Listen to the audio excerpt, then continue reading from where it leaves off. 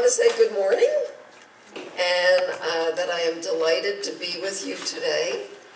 It's my first time to visit Edinburgh, and I like your town. I think it looks very nice. It looks very modern, and I'm impressed. I'm honored to have been asked to speak on a subject about which I have done much research, and that is natural approaches to cancer. And it's a very different way from the way cancer is normally treated in this country and in most of the West. My interest in cancer began a long time ago when I wondered why, years and years after President Nixon launched the war on cancer in 1971, cancer remains a mystery and little progress has been made in its conquest. 1 in 3 Americans will be diagnosed with cancer in his or her lifetime. 1 in 3. A lot of the victims are children, as is apparently the case here in Edinburgh, and that's staggering. And the rate is expected to go up for cancer in general. I began seriously studying the disease about 8 or 10 years ago, and what I have found is both shocking and encouraging. In case you're wondering, I have not had cancer and have only one close relative who has.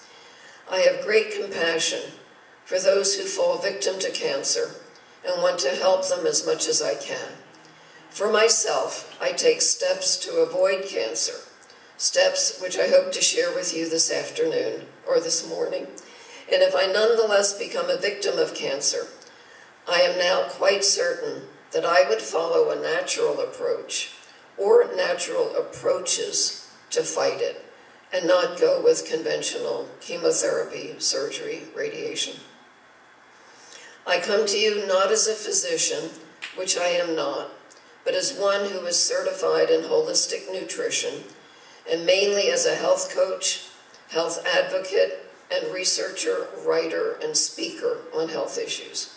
I am not an expert, but I have read and heard a host of experts in the holistic arena who I believe know a great deal when it comes to cancer. I report their findings. When I first contemplated the fact that I would be speaking for 3 hours on the subject of cancer, I thought, my goodness, how will I fill 3 hours? But when I reviewed my source material, my thought was, how can I get all of this into 3 hours? I won't be getting all of it in, but I will be saying a lot. I hope what I throw at you does not confuse or overwhelm you, or even worse, maybe bore you. But I do it with the intention of giving you as much information as I can in the time allotted. I hope you've come prepared to take notes. I have never been accused, by the way, of giving too little information. In fact, people make fun of me because I throw out an awful lot of stuff. I do know my audience now. I don't know how well versed you are in alternative medicine or if you're new to the concept. I hope my talk is neither too basic nor too obscure. And I hope you will not be offended if you have a bias for conventional mainstream medicine by what I have to say. I don't mean to offend, only to inform. New truths can sometimes be painful. I trust you will be open-minded and consider that what I say may just be right on and useful to you. Natural approaches can often seem quite alien to those who are familiar only with the approaches of mainstream medicine. Holistic medicine is not reductionist. It does not rely on one or a few magic bullets. It relies on a broad spectrum approach, and most of all, on nature. I have handouts that will be given to you shortly. I think you already have them, and I'll give out the others as I talk about them. I ask that you turn off cell phones, unless urgently needed. And I'd appreciate your holding questions till the end of each section. But if you have a question, just throw it out. There are so few of you. I'd like to begin with a necessary disclaimer. The purpose of this presentation is to convey ideas in the public domain as a means of broadening and enhancing knowledge, which will hopefully enable listeners to make better informed health-related decisions. I do not profess to either diagnose or treat any individual health conditions. Each person must determine his or her own ways of addressing health issues and what practitioners to consult if consultation is needed. As with conventional medicine, there are no guarantees with alternative. No one can say for certain that a given cancer will respond to a given treatment in a given individual, but all are entitled to know what their options are and to have the opportunity to exercise freedom of choice when it comes to prevention and treatment. My talk is not prescriptive, it is descriptive. Now I'd like to give some facts related to current mainstream cancer treatment, and in so doing, show why people might be interested in alternative natural approaches instead of or in addition to mainstream approaches. Mainstream cancer treatment relies principally on three modalities: surgery, chemotherapy, and radiation. Surgery is usually considered to be the least harmful of the three, but when a cancerous tumor is excised in a surgical procedure, it is often impossible to know if all the cancer was removed. If not, the remaining cancer cells can spread throughout the body, inciting new cancers. Chemotherapy and/or radiation often follow surgery in order to zap any remaining cancer cells. Both chemo and radiation seriously weaken the patient's immune system and can themselves cause cancer. The sources I have looked at say that a person is more likely to manifest a second cancer after conventional treatment than after alternative treatment.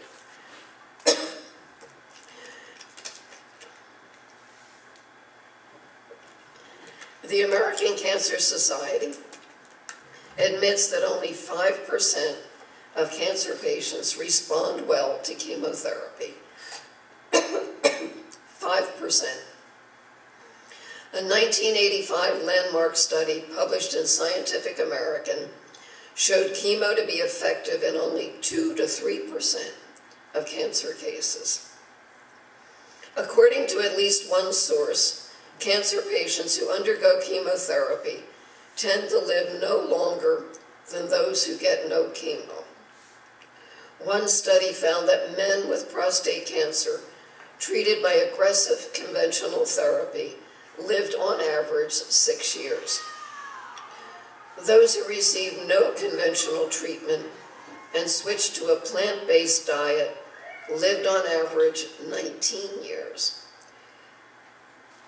Another study of over 10,000 Hodgkin's disease patients showed they were 14 times more likely to later develop leukemia and 6 times more likely to develop cancers of the bones, joints, and soft tissues than patients who did not undergo chemotherapy.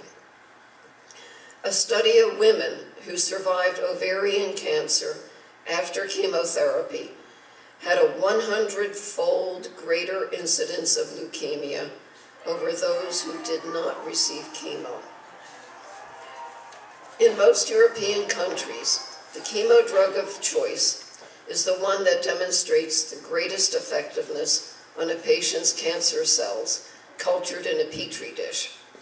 But American Cancer Society Chief Medical Officer Otis Brawley says that oncologists in this country often prescribe chemotherapy drugs to patients not based on the most effective chemo drug, but on which drug the oncologist makes the most profit on.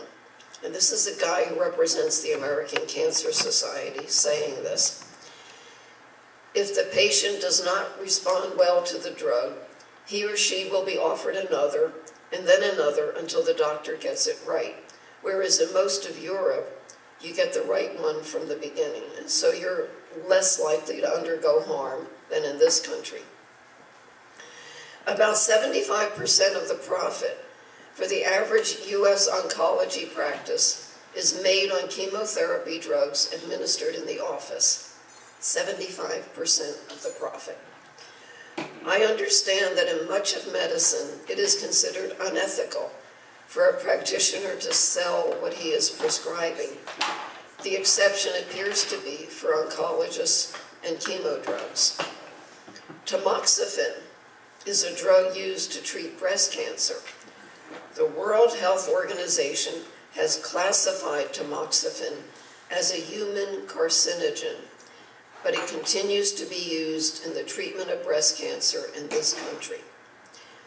An antidepressant commonly prescribed for women undergoing breast cancer treatment has been shown to promote the development and growth of breast tumors in women, according to a study done at the City of Hope Cancer Research Center, which screened 446 drugs to see how they disrupted sex hormone balance and affected the progress of diseases like breast cancer. They found that Paxil had a weak estrogenic effect that could promote breast cancer development in women. The death rate from cancer remains a grim statistic. According to Julian Whitaker, MD, the overwhelming majority of people with cancer today will die of the cancer. The improvement in the survival rate today is not much more than 5% since the 1950s. Another sad statistic, today 24% of Americans die from cancer. In the year 1900, only 3% died from cancer. The U.S. cancer death rate, which according to data put out by the cancer industry itself, which may play down actuality, is one of the highest cancer death rates in the world. The U.S., for example, has a higher cancer death rate than Spain, Australia, Sweden, or Japan, advanced countries that are comparable to ours in standard of living. According to naturopath Bianca Garilli, cancer is the leading cause of death by disease of children past infancy in the U.S. It may not even be accurate to say that these people are dying from cancer. Dr. Alan Levin, professor emeritus at the University of California Medical School, has said, and I quote, "Most cancer patients in this country die of chemotherapy. Chemotherapy does not eliminate breast, colon, or lung cancers. Women with breast cancer are likely to die faster with chemotherapy than without it." And Dr. Levin was not an alternative physician. He was a mainstream medical doctor, telling it like it was. Dr. Nicholas Gonzalez, the late Dr. Nicholas Gonzalez, has said that chemo does absolutely nothing for metastatic prostate or pancreatic cancers, and pancreatic cancer was his specialty. Radiation as therapy for cancer is, as I mentioned earlier, also a potential cause of a later cancer. A 2013 UCLA study found that, quote, "radiation actually induced breast cancer cells to form more tumors," unquote, according to author Christina Saurich. Radiation accumulates in the body. Later in this talk, I will mention some common foods and nutrients that can help rid the body of radioactive materials, hopefully before they cause problems. So if you ever need a dental x-ray, for example, or any x-ray for anything, there are foods that you can take before the x-ray and after the x-ray to minimize any damage that could be done by the x-ray. And of course, if you have a dental x-ray, make sure you always get a lead apron. Request it from the dentist. His assistant may grumble a little bit because it weighs a ton, and she has to go lug it out of a closet and put it on you. But it can save you from throat cancer and maybe from cancer of the chest area. Yvonne? Is that lead vest different from the vest that they normally put on you? Yeah, it's not just a little bib. It's a very heavy shield against radiation. Okay. So it's a different one than the one that they use when you just go in there to get extra? It's not a little bib. It's a very heavy shield. Okay. Now, I have always had to request it. Maybe you have a dentist who will automatically use it for you. Okay. But if not, beware that they're supposed to have one. Speaking about radiation, I'd like to now say a few words about mammograms, which in this country are the most common means of detecting breast cancer. Women in the U.S. are urged to have yearly mammograms from an early age on. Dr. Joel Furman, who appears quite often on TV, you may have seen him, says that mammograms, quote, cause some breast cancers and reduce deaths by almost the same number as the deaths they cause, and overall do very little to extend lives, unquote. Another well-known physician, Dr. Russell Blaylock, says that mammograms starting at age 40 increase cancer risk by 30% by age 50, and that's 3% per year. So the more mammograms you have, the more you increase your risk of breast cancer. Now, there are other factors. If you have an excellent diet, you may never see breast cancer despite the mammograms, but you must know that statistic. An article in the British medical journal The Lancet said in the year 2000, screening for breast cancer with mammography is unjustified. For every 1,000 women screened, one breast cancer death is avoided, whereas the total number of deaths is increased by 6. And The Lancet, by the way, is a very well-respected medical journal. And it goes on to say, there is no reliable evidence that screening decreases breast cancer mortality. Erwin Bross, MD, was a director at Roswell Park Memorial Institute for Cancer Research. He found that half the women diagnosed with breast cancer have a benign breast cancer that shouldn't be treated at all. But when subjected to chemo and radiation, the benign lesion can become malignant. Bross also said that mammography would cause 4 or 5 cancers for every 1 cancer detected. And he predicted the worst epidemic of iatrogenic, and that means doctor-caused, breast cancer in history. His prediction seems to be coming true. For his honesty and diligence, Dr. Bross was rewarded with an abrupt defunding of his research by the National Cancer Institute when he produced his research results. Breast cancer, by the way, affects about 1 in 8 women in this country, and that's huge. One wonders why there is so much breast cancer, and maybe we have one answer in these mammography statistics. For the record, I'd like to mention that I have never had a mammogram and would have to have a very good reason for ever having one. That's just my personal opinion. In 2014, Dr. Joseph Mercola reported, the Swiss Medical Board has recommended that no new systematic mammography screening programs be introduced in Switzerland, and a time limit should be placed on existing programs. In other words, they're phasing out mammography in Switzerland. Their review of mammography screening found that benefits do not outweigh the risks to women. This should have been page 1 news in the US, but it was not. And we should ask, why not? Later, when I address prevention and alternatives in cancer care, I will talk about alternatives to mammography. Mammography may largely affect women, but men should know a few things about a screening they often undergo. PSA, prostate-specific antigen testing.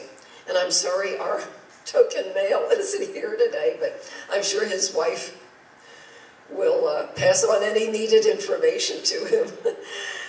The PSA test was instituted about 20 years ago for early detection of prostate cancer, to determine if a treated cancer had returned or to detect other abnormalities of the prostate gland. The PSA test is at best controversial and at worst useless, and some say even dangerous. The AARP, the American Association of Retired Persons, not known as a radical organization, published an article in its March 2014 bulletin called 10 Tests to Avoid. And I think I have a copy of that article. One of the 10 tests was the PSA for prostate cancer screening.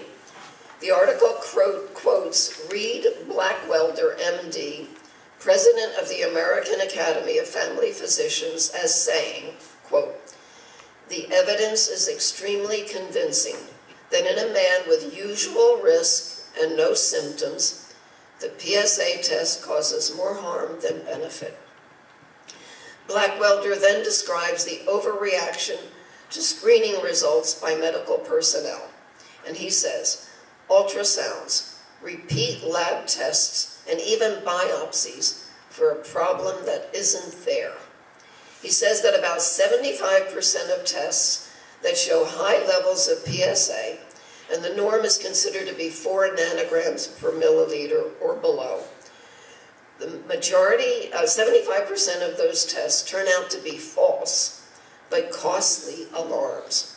For up to 40% of those treated with surgery or radiation for these false alarms, impotence, incontinence, or both are a result. And the biopsy that frequently comes after a high PSA reading can spread a cancer if one is there.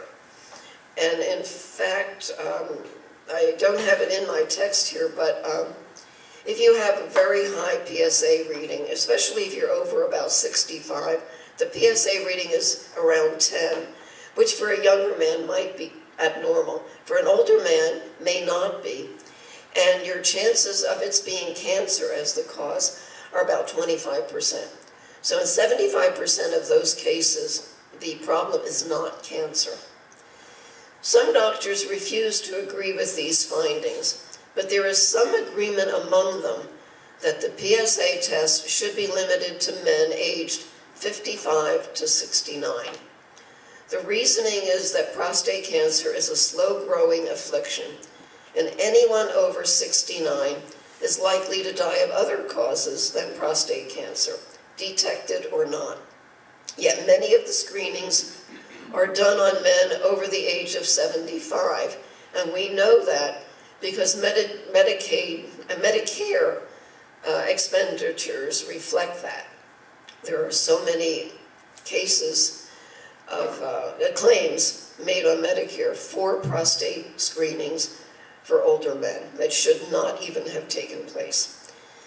A large 2009 study of PSA screening, the PLCO, found a slightly greater death rate from prostate cancer in men who'd been screened than in men who had not been screened. In May 2012, a U.S. Preventive Services Task Force made public its decision that, quote, "No man of any age should routinely be screened for prostate cancer with the PSA test."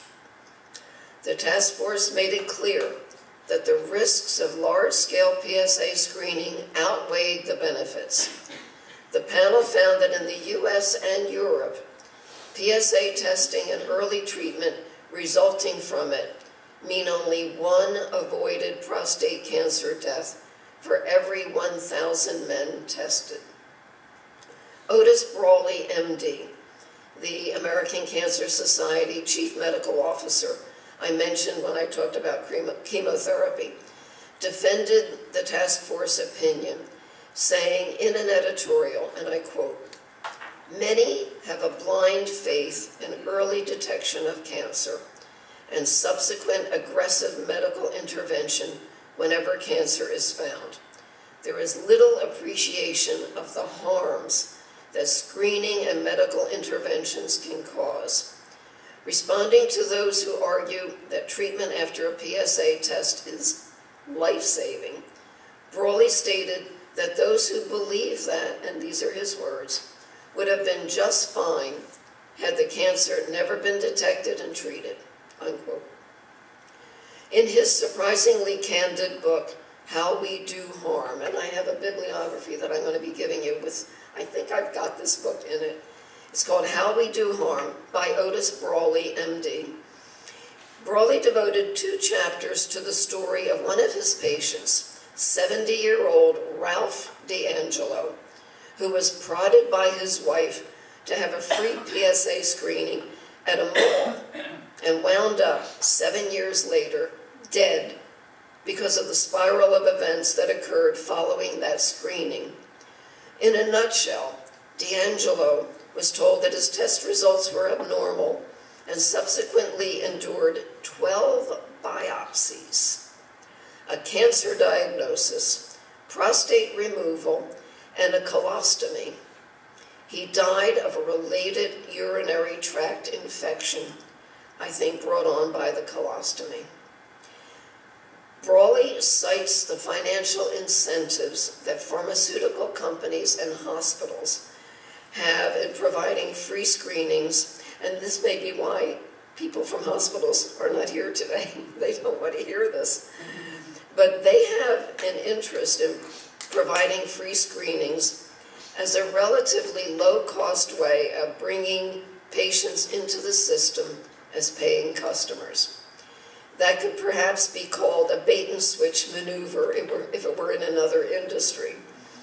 Brawley excoriates nonprofits that bang the drums for screening by the drug companies and hospital for a cut of the profits, ultimately stemming from the screenings. Dr. Brawley reportedly refuses PSA screening for himself. May I ask that it's actually not the screening that's harmful because it's a blood test, but it's what happens after? Is Right. That, yes. The screening itself is not harmful as mammography itself is harmful. It's just a blood work.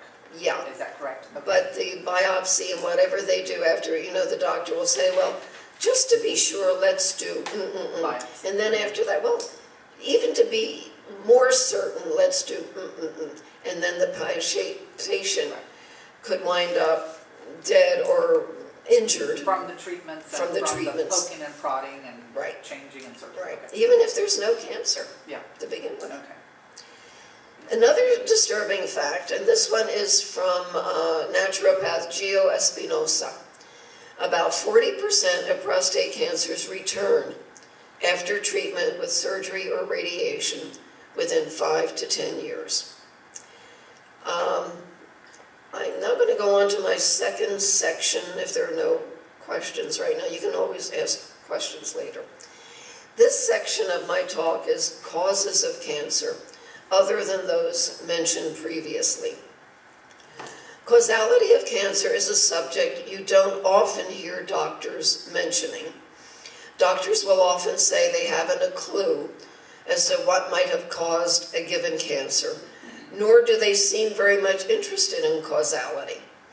I worked at the UT Health Science Center in San Antonio for a surgeon who at one point in time, and he was internationally known, he was a very well-regarded surgeon, who at one point in time had 5 babies under the age of 2, all of whom had been diagnosed with cancer. This was extraordinary. The surgeon I worked for was, as I said, internationally known in his field. I once asked him, "Don't you wonder why these babies got cancer?" He replied, "Nope. My job is to treat them, not to worry about what caused the problem." And I thought that was extraordinary, because in the cause, you often find the cure. And maybe you can prevent other cancers by looking for the cause. Okay, Let's briefly mention smoking, and I trust that nobody in this room smokes. But sometimes I'm surprised. Sometimes people I never thought smoked smoke on the sly. I hope you all know that smoking causes cancer, and not just lung cancer. Throat and oral cancer, as well as heart disease, may also be a result of smoking. You should remember, by the way, that it took the medical profession decades after they knew smoking caused lung cancer to admit it, when labeling of cigarette packages became mandatory in 1964. During those decades, doctors often smoked and even appeared in advertisements for cigarettes. I think all of you were too young to remember that, but I remember it. Oh, I remember. Okay, so it wasn't all that long ago. And they said, I like Camels because of the smoothness or whatever. The job I mentioned just now that I had at the UT Health Science Center in San Antonio was in the late 1970s and early 1980s. Now remember, they declared that smoking caused cancer in '64. And I worked in the division of otorhinolaryngology, and we had to say that every time we answered the phone. That's ear, nose, and throat medicine. Several of the doctors who worked for us smoked. Even then, even though it was clear by the 1960s that smoking caused cancer, my surgeon boss tore down a little sign I put up on my office door asking people not to smoke in my office. He came to my door one day while I was sitting at my desk and tore down the sign. My not wanting to be around smokers even as late as the early 1980s was not acceptable in a place where smoking should not have occurred among the medical personnel. Hospitals continued to allow smoking at the time as well. Now, fortunately, smoking is not allowed in most public places, but it was like pulling teeth to get the medical community on board with bans on smoking until relatively recently. Another possible cause of cancer is sugar, and anybody who knows me knows I talk a lot about sugar. And I will talk a bit about that because sugar is so ubiquitous in our lives today, and it is often in places we don't expect it to be. Many people are consuming far more refined sugar than they think they're consuming. I'm not talking about the natural sugars that occur in fruit and other whole foods. These are in the context of fiber and nutrients that make them easily assimilated by the body without causing, for the most part, problems. I'm talking about refined sugar that is added to packaged foods and even some natural foods that should not be there. In the 1930s, Nobel Prize-winning German scientist Otto Warburg, by the way, Germany was the #1 country in the world for medical research, for health-related research. It was the #1 scientific country in the world until World War II erupted, and then, you know, everything fell apart in Germany. And that's when the United States came to the fore. Otto Warburg determined that sugar feeds cancer, and that was in the 1930s. Yet today, many are not aware of that fact. And more recent research points to sugar as not only feeding cancer, but causing it. And of course, we should all also be aware of the fact that excess sugar consumption can lead to diabetes, high blood pressure, arthritis, dementia, and heart disease. And that's pretty much most of what we die of in this country. If you are eating food that comes in a package with ingredients on the label, then you must get into the habit of reading the ingredients label. And I'm not talking about the nutrition facts label. Now, I have here a box of Cheerios emptied by my son-in-law, who does not do what I practice. He switched to Cheerios because because he was eating sugar Fruit Loops, I think it was, and this was his healthier cereal. This is not a healthy cereal. I do not advocate that you eat this, but I chose this box. I got it out of his recycling bin because it's got a big section here that you can hopefully see. It's got nutrition facts down to here. When I say look at the ingredients label, I'm not talking about this. I'm talking about the fine print that is usually below the nutrition label or next to it. You have to look for it sometimes. And it's there that the rubber hits the road. That's where you see what's really put into this product. Here you've got whole grain oats, not bad. The second ingredient is sugar, then oat bran, not too bad. Cornstarch, why is there cornstarch in this product? Honey, another sugar, maybe not as bad as refined sugar. Maybe that's all you needed in this product to get it to be sweet.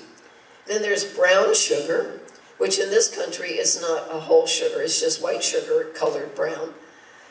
And brown sugar syrup, whatever that means. And then other things that are probably not very good for you. Anyway, look at your ingredients label. The reason I stress this, and I have some other products in here, I thought I'd have a large audience and I'd distribute these packages to show you where the ingredients label is, but I think you all know where to find it. Yvonne? Did you bring the salt that has the dextrose in it? Salt has dextrose in it. Yes, I discovered that some years ago and I could not believe it. I told my daughter that and she said, come on now you're going too far. But we were in a store together. I picked up a box of salt and I showed it to her and she believed me, finally. Dextrose. And I have a, after you showed it, I went home and I looked at it and mine had dextrose. Yeah, can you believe they even put sugar in salt? So you gotta watch everything that's been processed in some way. I stress looking at the ingredients label because I run into a lot of people in my working with individuals who don't know the difference between the ingredients panel and the nutrition facts panel. You really have to know both of them. Yeah. How many grams of sugar does it state that it has? It has 9 grams, and they don't give any percentage, of course, because you don't really need sugar in your diet. But it's per serving, so how much is a serving? It's Uh, probably like a Serving is 3/4 of a cup, which is reasonable. I don't know if I've got it in my text, but your body, I think I put it in, your body does not need sugar in any way.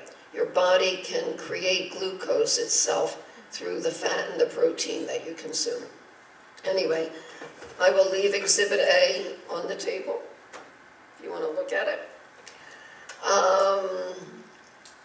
Now, like I mentioned earlier that I work in child nutrition, I guess now because of a lot of, facts that are coming out, the USDA is really going hard, on changes. On, for example, every year, because what we do is we're a food sponsor, so we have to make sure that the daycare centers are feeding the kids what they're supposed to based on USDA TDA requirements.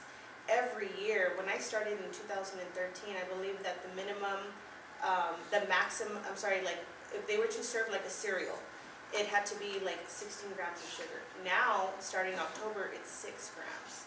So, and it's all whole grains. They're trying no more processed foods. And now they're finally starting to make these changes. And of course, a lot of people don't like that, especially, down here where they want to eat, whatever bad foods there are. But that's one thing that I do see, that because of people actually taking action and people speaking out, now they're having to make these changes to provide healthier meals for the kids. So that's a good thing, that, and like I said, now I look at that when I buy my kids food, and of course they're like, oh, we don't want that healthy cornflakes or anything with no sugar. And they give you a hard time, of course, but I'm like, it's either you eat it or you don't, and once you get older, that's your decision. But that's one thing that I've tried cutting out, is like the sugars, the processed, all that kind of stuff. Yeah, that's huge. It's a big, big part of the equation. Yeah, I believe you need to start a child from the very beginning without sugar and with good nutrition, so that the child never knows what he's missing. And by the time he does, he doesn't have a taste for sugar. My daughter never had sugar until she got into the first grade. And I mentioned this earlier. And her first grade teacher had a big, fat Tootsie Roll like this on each child's desk. And when I asked the teacher if she could in the future give little rewards to the children that were not bad for them, like pencils or erasers or something, she said no.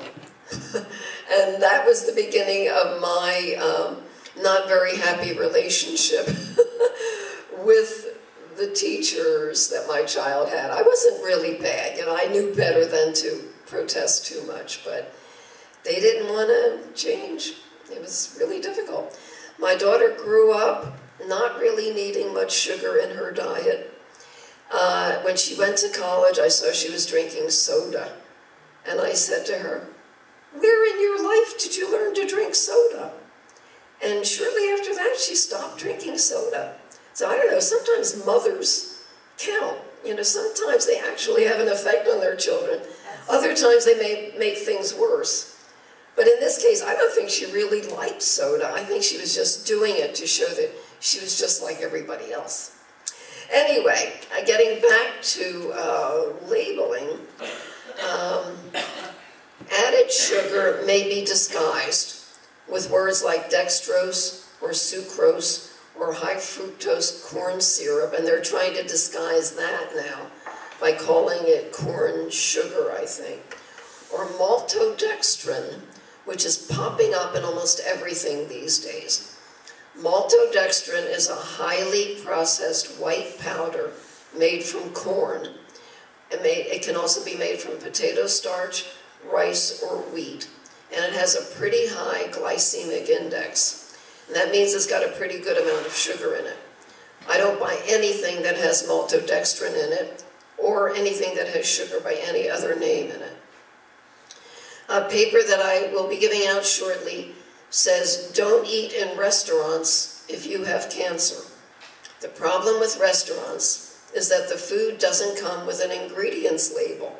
You don't know if you're consuming sugar or other undesirables when you eat at a restaurant. Sometimes if you ask, you will be told there is no sugar in a dish that indeed does have sugar in it. The restaurant, the waiter figures, oh, she'll never know. Oh, it's already in the sauce, we're not going to take it out. If you order sweet and sour shrimp in a Chinese restaurant, you know you're going to get sugar. But what if you order a filet mignon at a steakhouse? Would you guess that the chef sprinkled a little sugar on top just to make it taste a little better? I saw that once at a steakhouse. The foods that have sugar in them today are unbelievably numerous and varied. Ketchup, mayonnaise, barbecue sauce, pasta sauces, often salsas, salad dressings, tomato sauce, rotisserie chicken, crackers, pizza dough, chicken broth, frozen dinners, and, as Yvonne mentioned, salt. You name it. And you may have noticed that nothing in that list I just gave was a dessert, where you'd expect to find sugar. In George Washington's time, the average American ate about 13 pounds of refined sugar in a year, including honey.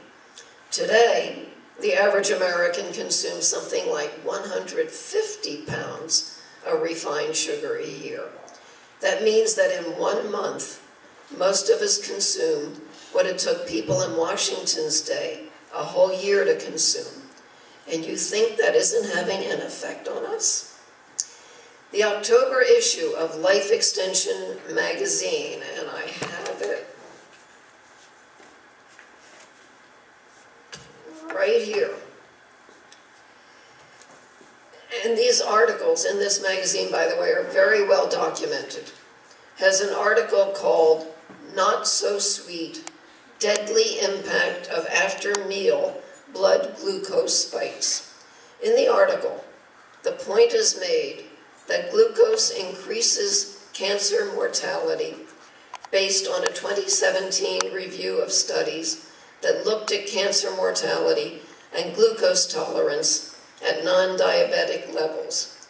The magazine's editor, in an editorial in the same issue, called refined sugar, quote, not fit for human consumption, unquote.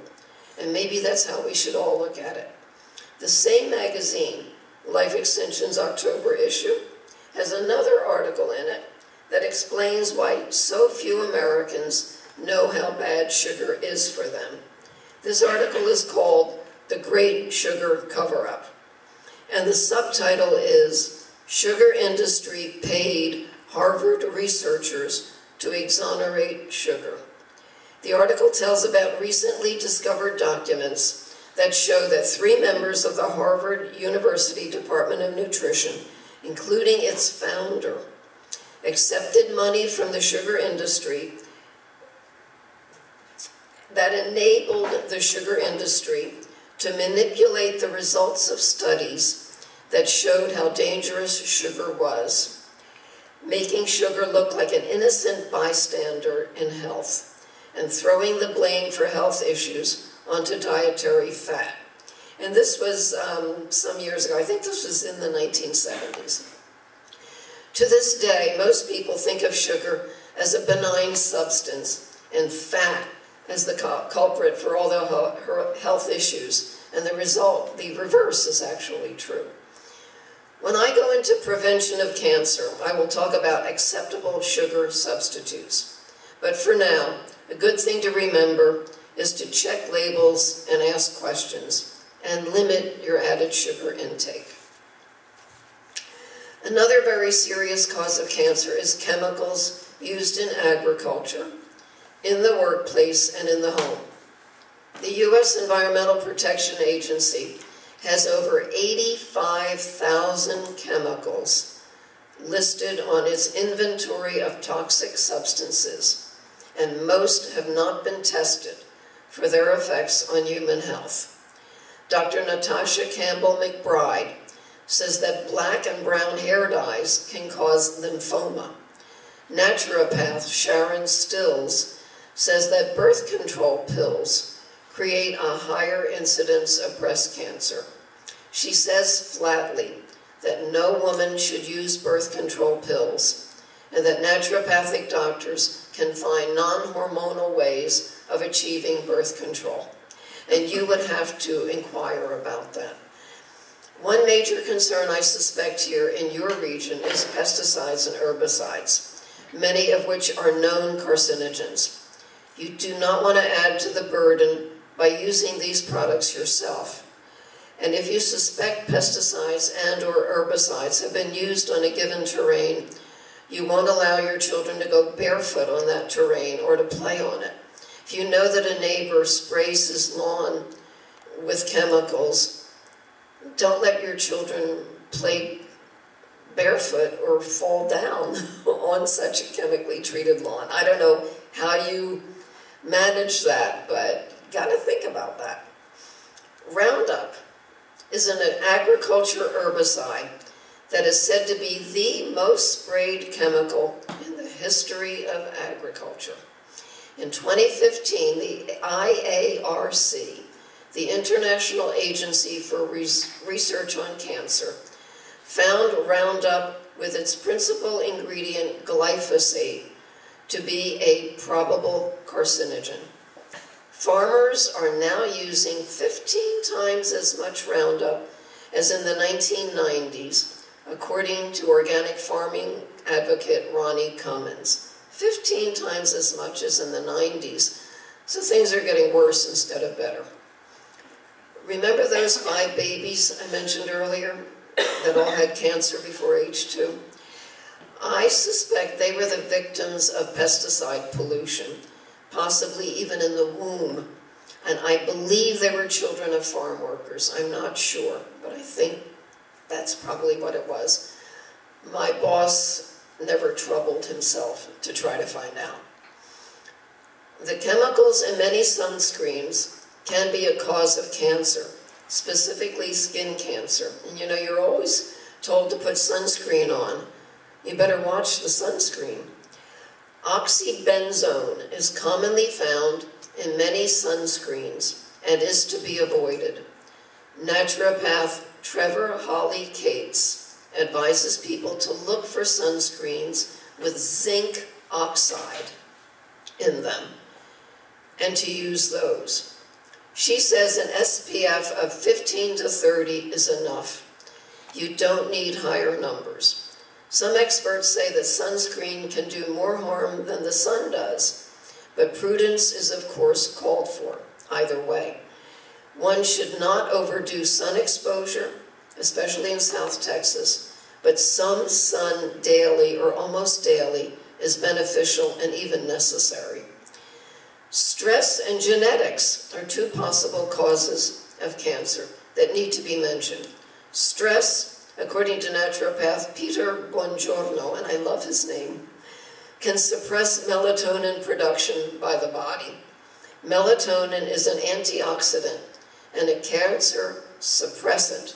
So you want melatonin to be readily produced by your body.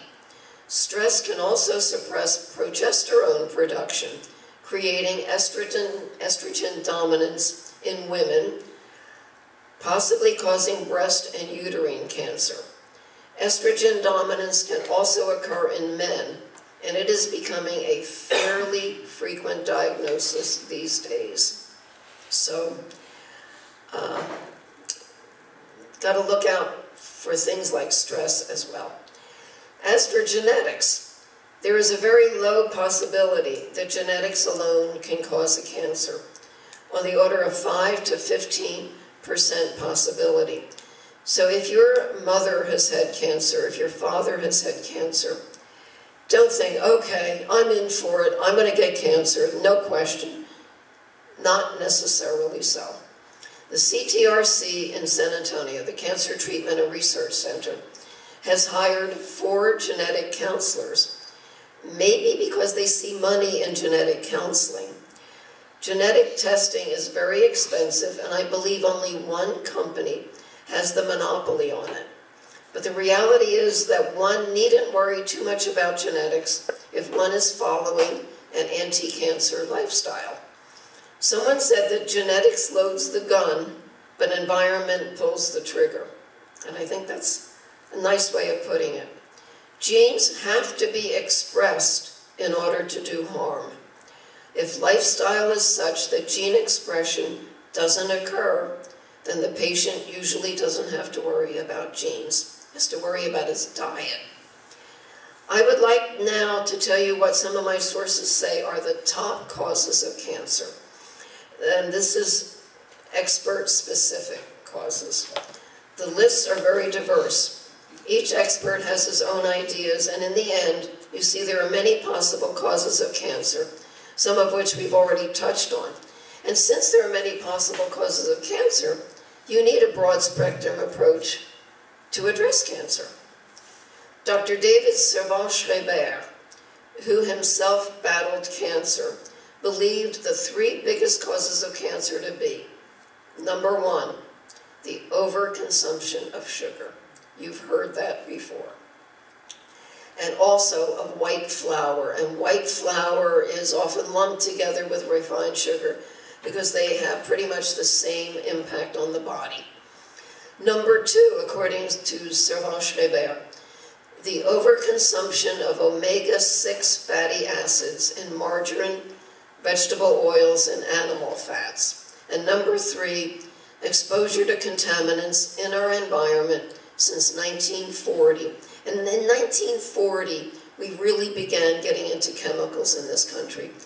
And after World War II, we had a lot of the chemicals that were created for the war effort.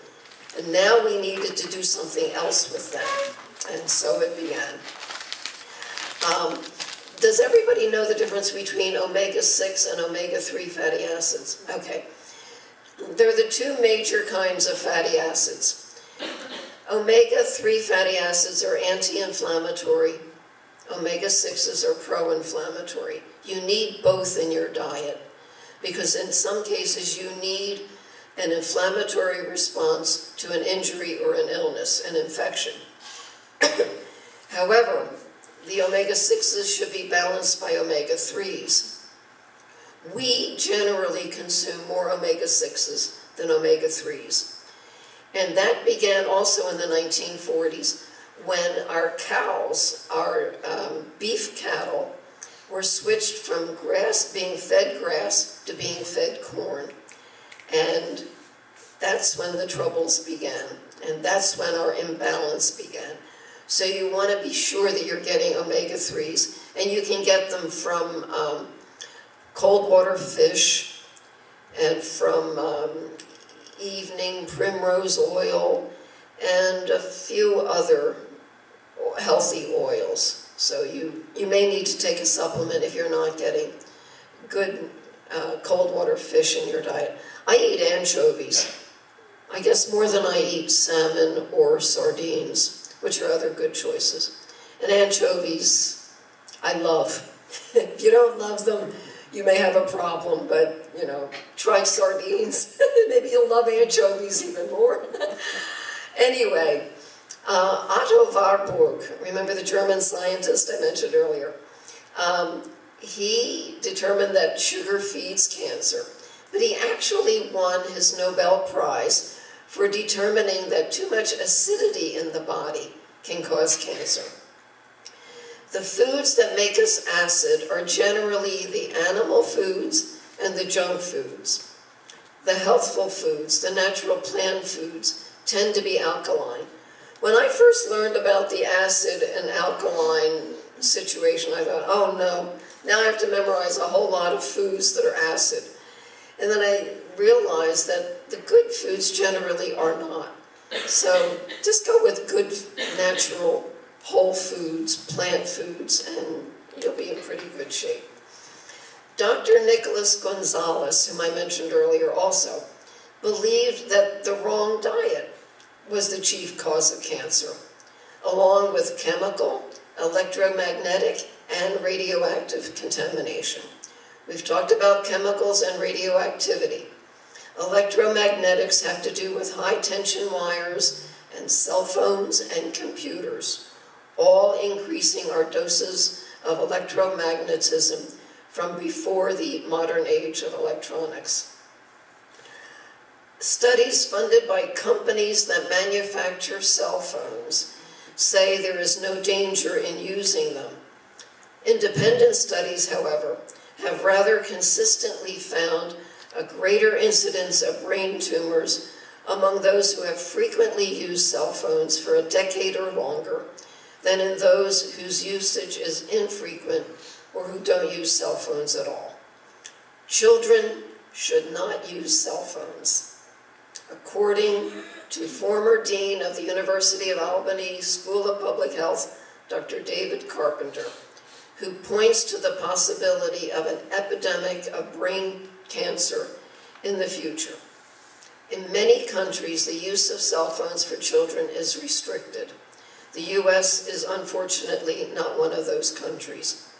I kept a cell phone away from my daughter till she was 17, I guess. That was the best I could do. But she's sort of aware now of cell phone problems. She uses the speaker whenever possible. Unfortunately, it's her only phone, so she's on it more than I would like her to be, and that's probably the case with most people today. Internationally renowned epidemiologist, Dr. Devra Davis, and she wrote a wonderful book called Disconnect. If you want to learn about cell phone radiation and not ever want to use your cell phone again, read her book. If you don't want to hear it, don't read her book. Anyway, she says that teenagers who use cell phones have 4 to 8 times as much cancer later on as teens who do not use cell phones. You may also be interested to know that according to Davis, Samsung phones emit 1/10 the radiation of Apple iPhones or less, if that's of any use to you. There is also a strong association between cell phone radiation and male infertility. Numerous studies show that men who use cell phones the most have the slowest and sickest sperm, and the slowest sperm counts. It has to do with keeping the cell phone on while it's in a pants pocket. This is not cancer we're talking about here, but it is something everyone here should be aware of. Prostate or testicular cancer is also a possible danger from keeping a live cell phone in a man's pants pocket.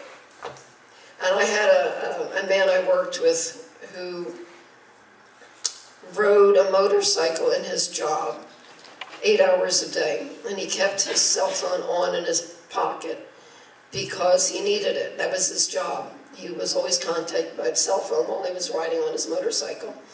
Well, after 20 years of this, he got prostate cancer. And he said, I don't know why I got prostate cancer. My mother cooked everything for us. She had her own garden. Everything was fresh and whole. And he went on and on and on. And I asked, do you use a cell phone? He said, yeah. I said, where do you keep it? And he told me, and he said it always had to be turned on. And I said, I think we found our culprit. Anyway, he probably was not happy to hear that. I don't know if he left his job or not after that. Patrick Holford, who is one of Britain's experts in nutrition, lists the following in descending order as causal of cancer. He lists tobacco as number 1. Now, he's in England. Maybe they still smoke more than we do in England. I don't know if it's number 1 in this country still. It could possibly be. Number 2, diet, which of course would include sugar. Number 3, infection, he lists as a cause of cancer. Number 4, reproductive and sexual behavior, and I would assume unclean behavior maybe. Number 5, he lists as unknown causes. Number 6, occupation.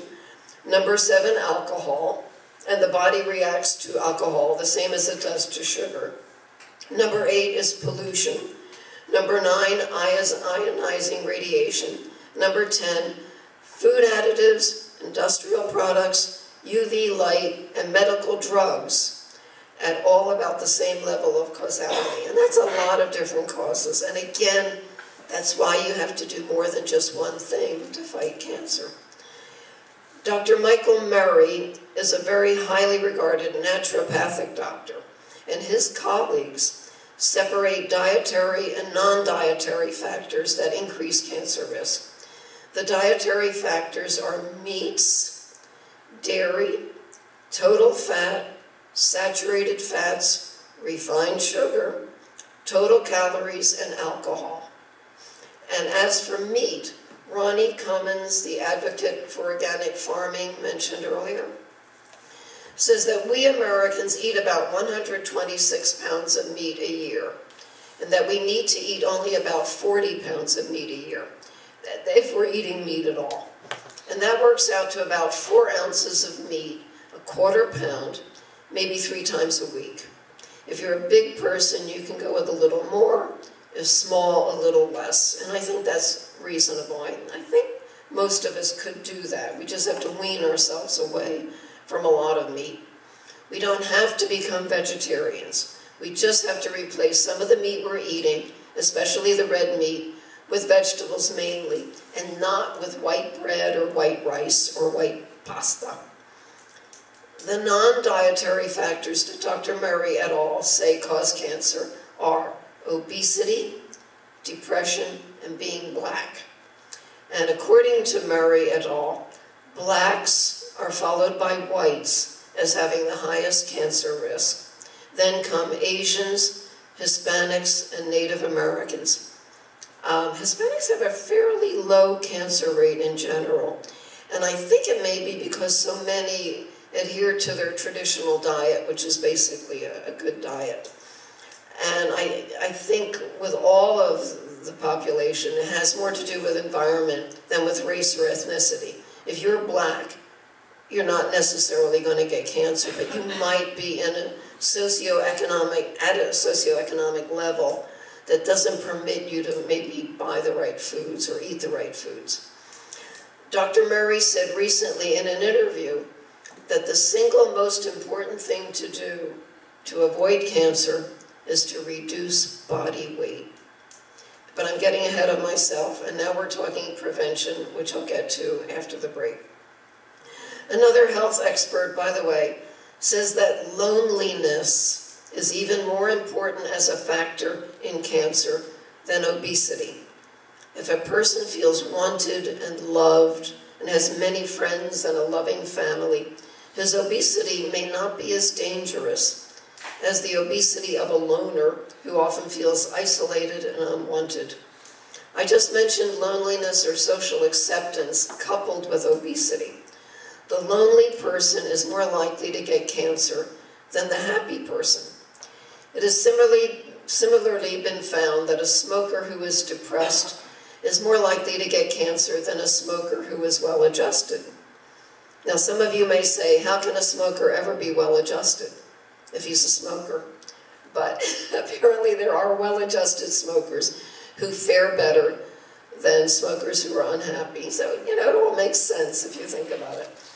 A woman who has the genes for breast cancer, but who eats lots of vegetables, avoids sugar, and exercises 3 times a week may not get cancer.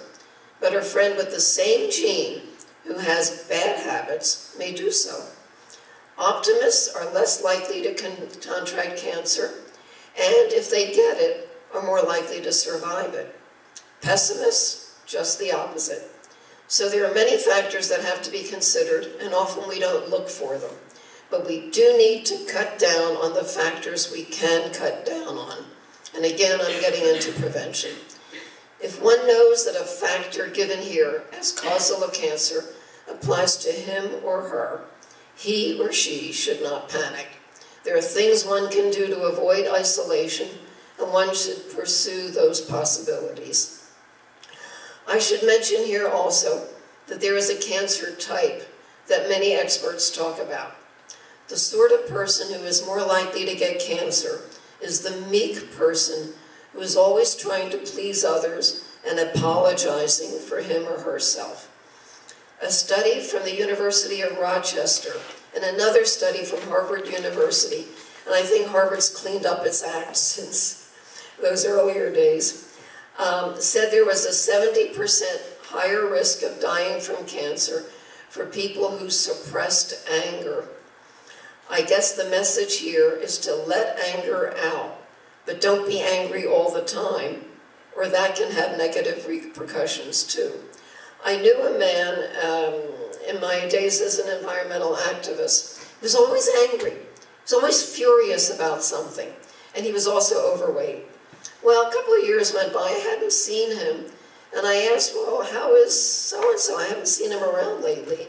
And somebody said, oh, he died. And he was young. He was in his 40s, I would imagine. I have a feeling that anger, that constant anger, had a lot to do with his death. And now I'm going to give you a break and maybe let you go for 10 minutes, and we'll come back and we'll talk about prevention of cancer and ways of reversing cancer through natural medicine. To get into an extremely important segment of my talk, prevention of cancer and how to increase the odds in favor of prevention. First of all, I want to make it clear that prevention and early detection are not the same thing, even though many entities like conventional medicine and Medicare equate the two. Prevention means not getting the disease in the first place. Early detection means catching it early and then proceeding with some kind of watchful waiting or treatment. Mammography and PSA screening are part of early detection, and as we have learned, they may also provoke the very disease they are supposed to simply detect. This, to my way of thinking, is not prevention. I should note that not all early detection methods have the negative side effects of mammography or PSA screening. Pap smears are harmless enough, and blood sugar and blood pressure measurements can be thought of as early detection, and these carry no intrinsic side effects. Problems arise, however, when some form of early detection sets in motion a series of actions that then create a bad health situation. Remember Ralph D'Angelo, the 70-year-old who got a mall PSA screening and wound up 7 years later dead from a complication arising from that screening? That's the problem. Even something like a blood pressure reading can result in over or inappropriate treatment. A blood pressure reading may be high, and the doctor prescribes a blood pressure medication with its attendant side effects. It's entirely possible, and in fact I think I have an article here about how a well-known blood pressure medication can cause, I think, breast cancer. Anyway, it's entirely possible that if you have one high blood pressure reading, or even a few of them, that had there been more readings when the patient had time to rest or something had changed, the readings might have been normal. Or a high reading could be an aberration, not something that normally occurred with that patient, but there he or she is now taking blood pressure medication, maybe for the rest of his or her life. Or maybe some simple dietary or lifestyle changes might have lowered that patient's blood pressure before medication was ever taken. Too much salt, by the way, is not the only possible cause of high blood pressure. I mentioned in passing earlier that too much sugar can raise blood pressure too, and few conventional medical doctors are aware of this yet. I attended a talk given by a very well-regarded cardiologist in San Antonio, and she talked about cutting down on salt as the way to avoid high blood pressure. And I raised my hand and said, I believe that sugar also can be a cause of high blood pressure. And she said, no, that's not so. So I thought, well, maybe I got that wrong. I went home and I read up on it, and I was right. But this well-known cardiologist was not keeping up with the literature and was not aware that sugar was, maybe even more than salt, a cause of high blood pressure. Prevention, to my way of thinking, is the way to go. And if a good prevention program is followed, it's entirely possible that early detection is not even necessary. But I think first we should talk about alternatives to mammography if a woman is very worried about breast cancer. These alternatives are early detection methods, but they are not cancer-causing as mammography can be. One mammography alternative that is available in San Antonio, where I live, and hopefully somewhere close to where you live, is thermography. Thermography uses a scanning device that measures your body's surface temperature and presents the information as a digitized image. It detects cancer much earlier than mammography does, uses no radiation, works well for women with all kinds of breast issues, and claims a 90% accuracy rate. Thermography is not used in conventional medicine, which has invested maybe too much money in mammography, in the equipment, and they don't want to abandon that modality because of the investment. Thermography may also not be covered by health insurance, but the cost may be worth it in terms of safety. In San Antonio, the procedure is available directly to the patient without a physician referral. Diaphanography is another non-radiation, non-invasive method of breast cancer detection that uses visible or infrared light. Ultrasonography is yet another, ultrasounds. I don't know if these are available in San Antonio for breast cancer detection or anywhere close to Edinburgh, but they're worth checking out online to see if they are available. My doctor recommends ultrasounds. She's actually referred me to the hospital to get ultrasound for breast cancer detection. Yeah, Good. because we have found some stuff, but because she said when you're under 40 years of age, they do not recommend mammograms because of the radiation. Right. So, but even my mom, who's in her 50s, they recommended ultrasound. She did get a Good. mammogram, but even then they were like, sometimes you don't pick up anything. You're just exposing yourself to radiation for nothing. But Right.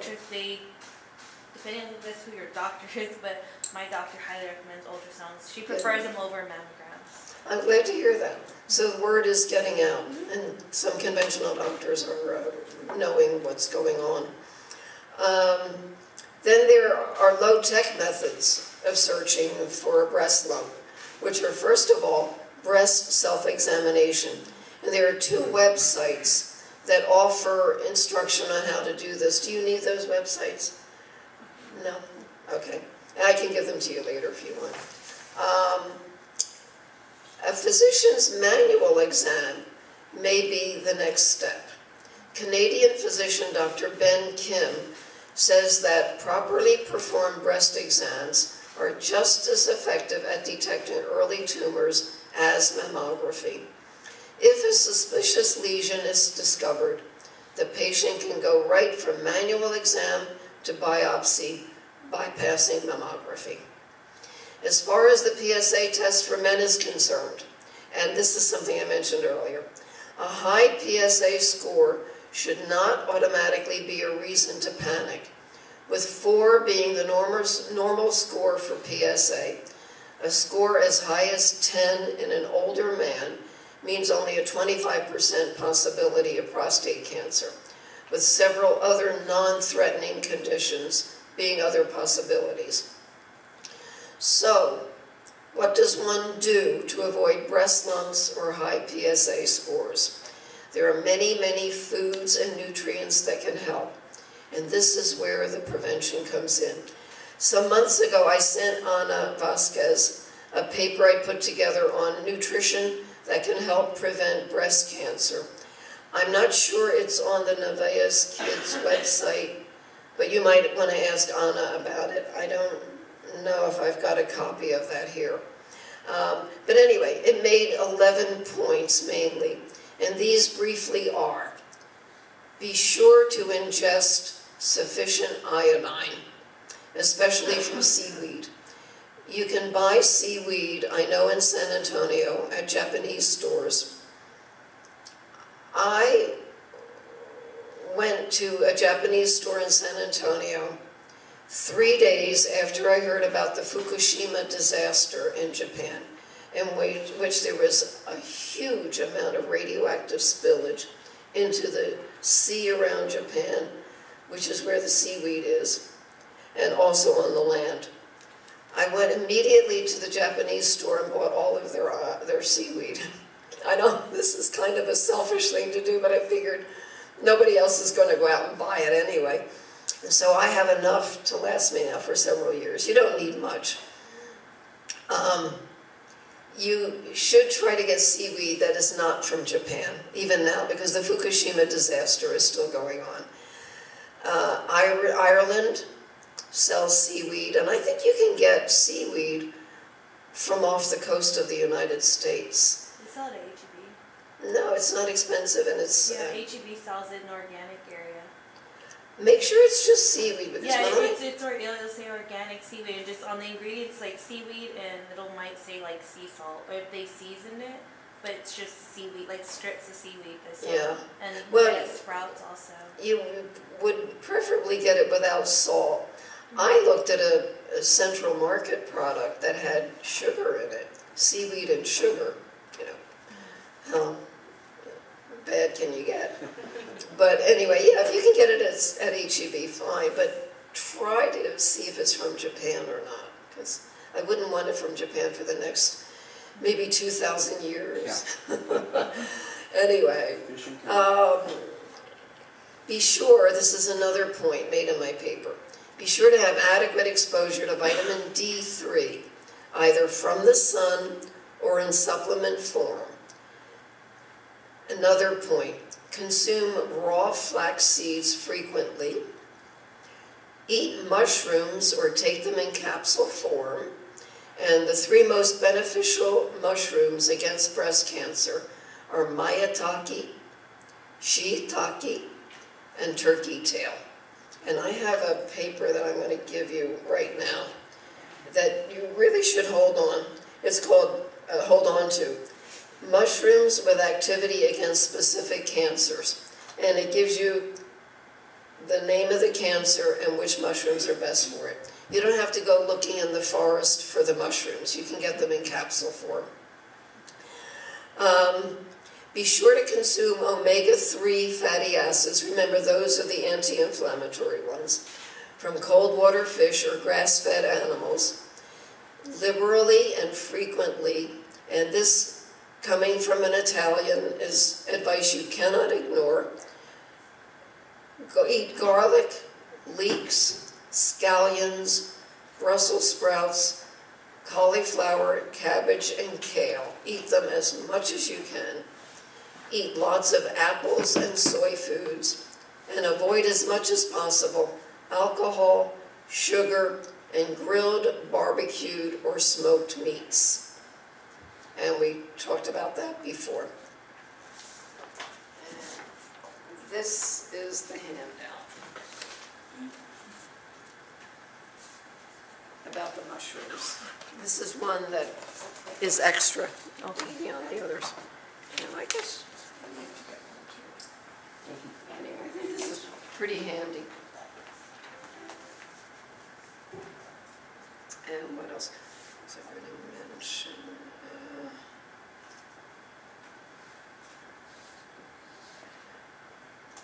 Oh yeah, soy foods.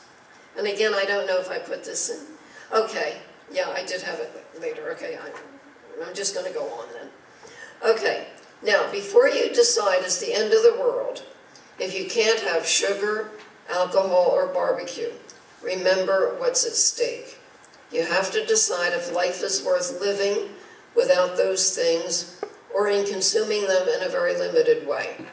I don't consume them for the most part, and I enjoy life, I enjoy my food, and you can learn to enjoy healthy food too. If you're tempted to eat a lot of barbecue, think of the children in your life that you love, and how horrible it would be if you never saw them again. And maybe that'll get you out of your habit. Or anyway, you can use that argument with somebody you know. And now a word about soy, and this is a controversial topic. There are health experts who swear up and down that soy is the food of the devil and it will kill you. There are just as many, just as convincing, who say that soy is a wonderful food that can prevent cancer. If you just can't bring yourself to eat tofu or tempeh or edamame, then don't eat them. There are other foods you can eat to help prevent cancer, and I mentioned them above, and they're in a list that you'll receive shortly.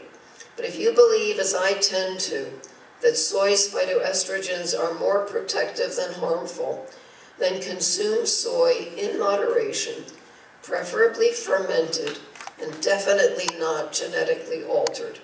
In fact, avoiding GMOs goes for everything you consume, if you can.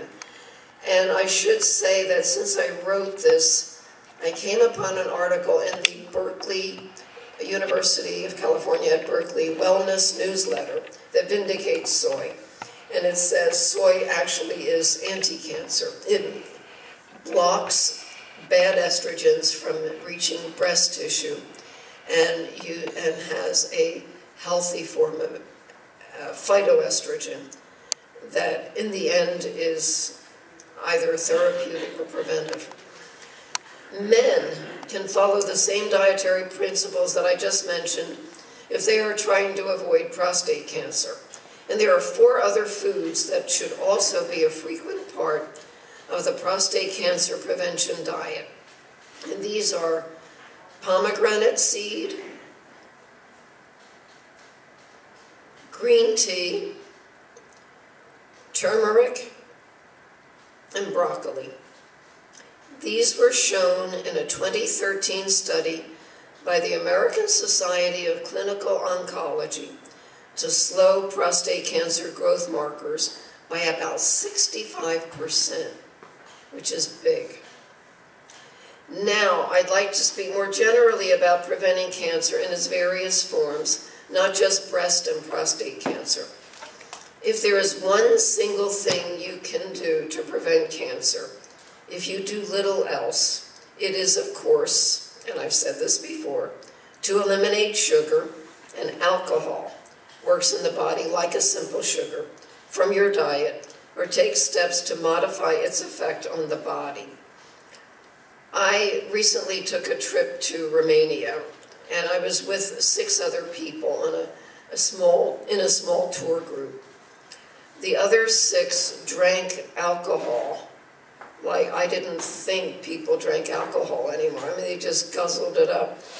I never drank my portion that I was served. I just put it in the middle of the table, and somebody always drank the alcohol. It never got left on the table. And they said, well, how come you don't drink alcohol? Everybody drinks alcohol. And they made me feel like I was weird. And I said to them, nobody I know drinks alcohol. But in their social set, everybody drank alcohol. So it would be hard for them to make the change, but people have to realize you can live a healthy, happy life without alcohol, really. It's, of course, best to avoid white sugar, which, getting back to sugar, I'll talk about, whether it's cane or beet sugar, as much as possible to prevent cancer. If one doesn't have cancer, a little cheating now and then for someone who otherwise has a very healthy diet may not hurt. But you can have your sweets and eat them too, with some modifications. One thing you can do to enjoy sweetness is, of course, to eat fruit in moderation. Even whole fruit sugar can be overdone. But if you are consuming refined sugar, you may want to take with it, and it must be at the same time as the sugar consumption, some cinnamon, and the cinnamon species that is recommended is cassia cinnamon, C-A-S-S-I-A, cinnamon is the best kind. Or you should take some chromium. GTF chromium, or chromium picolinate, helps prevent the blood sugar spike that would otherwise occur with sugar consumption. There are commercial products that combine various herbs with chromium and cinnamon to prevent blood sugar spiking. And this is one of them. I think I have it.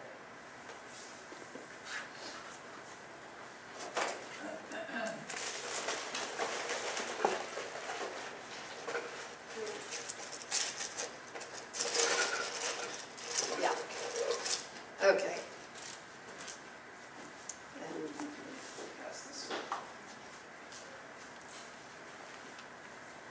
Okay, the product that is being passed around is called blood sugar. It's made by the Nature's Way company. I don't endorse it particularly. I don't make any money from them. There are other products that are probably just as good as that, but that's the one that I buy, and it's not expensive. And if you are eating a meal and you don't really know if there's sugar in it, and you don't know about any meal that you didn't make yourself, take one of those at the same time that you're eating the meal, and it will help prevent your blood sugar from spiking, and it will help prevent all of the insulin resistance and other problems that can lead to things like cancer, etc.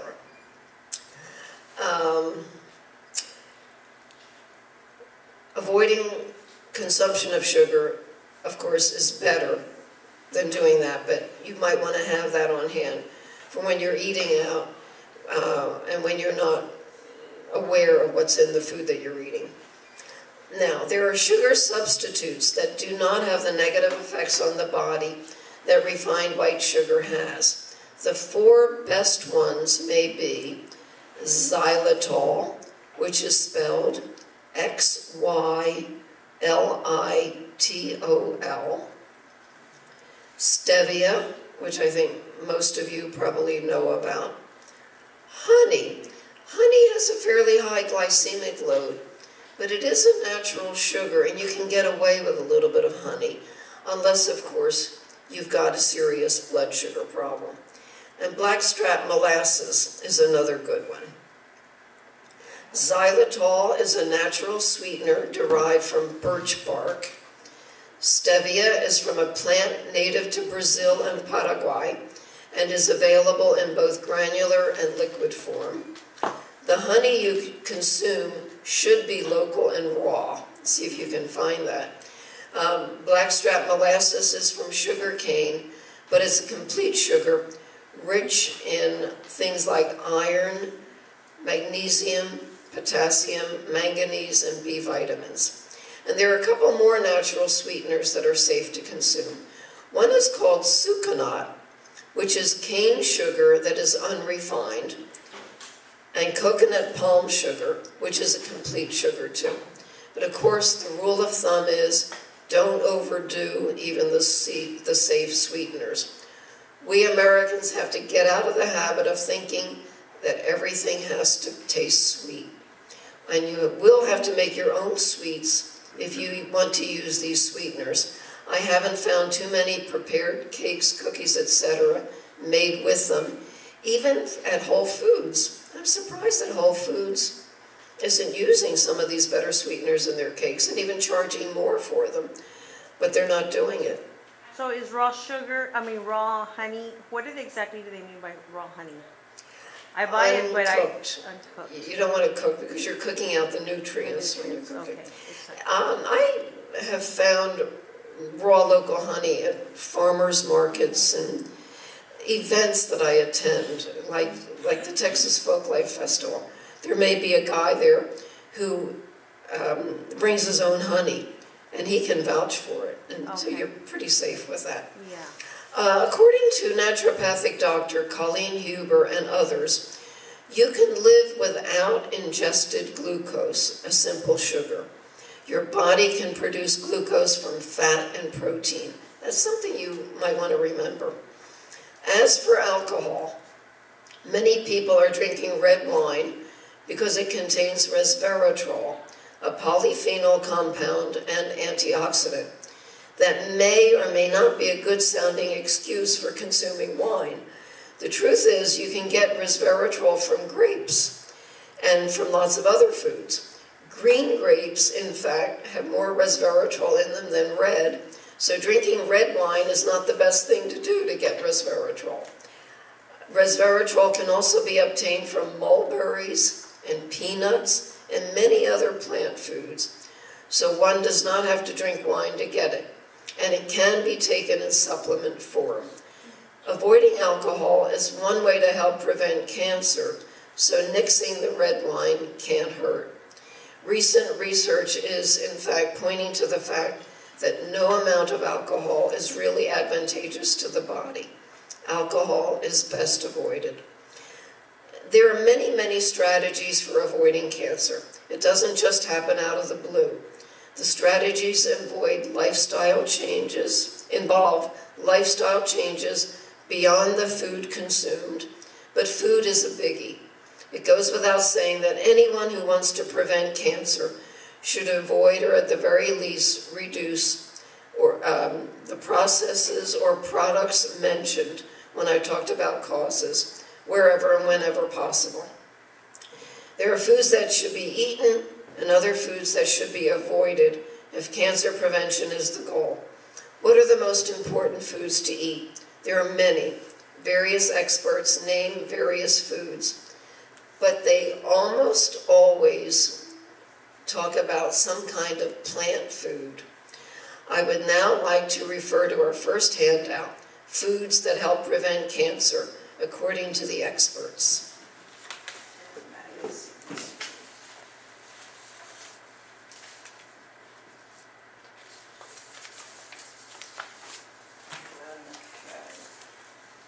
And I put this together, from various sources. Okay. I'm not going to go into it in too much detail because you've got it in front of you. Oh, it looks like it got a little zigzaggy in there, but you can still read it. There are 42 cancer-fighting foods that were from one source. A Zero Belly Diet is the website. If you count, there are actually 44 foods in that first list.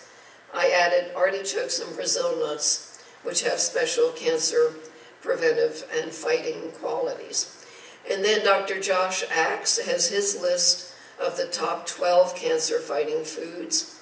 Chris Wark, who is a young man who fought and won against advanced colon cancer, lists his top 10 anti-cancer vegetables, and he gives some honorable mentions. And then Sayer G, who is the founder and director of GreenMed Info, which is a wonderful website, has the most effective chemopreventive dietary agents against cancer stem cells. A lot of cancer remedies, and I believe chemo and radiation are among them, do not address cancer stem cells. These get to the cancer stem cells. On the other side of this, and there's one more down at the top, we have 8 spices that reduce the risk of cancer. Be liberal with these spices. You really use a lot of them whenever you're using them. As far as, let's say, ginger is concerned, let's say you don't really use ginger in your cooking. What I do is, and I try to do it every day, I often forget, I'll get fresh ginger root, cut a slice or two, chop it up, put it on a spoon, swallow it with water before a meal or even far from a meal. I just do it. If I wait for a recipe that calls for ginger, I may never consume ginger. This way I do. How about like little slices and poured in water and kind of like a tea? You can do a tea, but remember, hot water is going to destroy some nutrients. Okay. If you do it raw, you're probably better off. I do that with garlic too. I'll chop up a clove of garlic in the morning before breakfast, down it with water, and then I have breakfast. By the time I go anywhere, if there is garlic breath, it's no longer detectable. So just do it, you know. Now, foods that may increase the risk of cancer.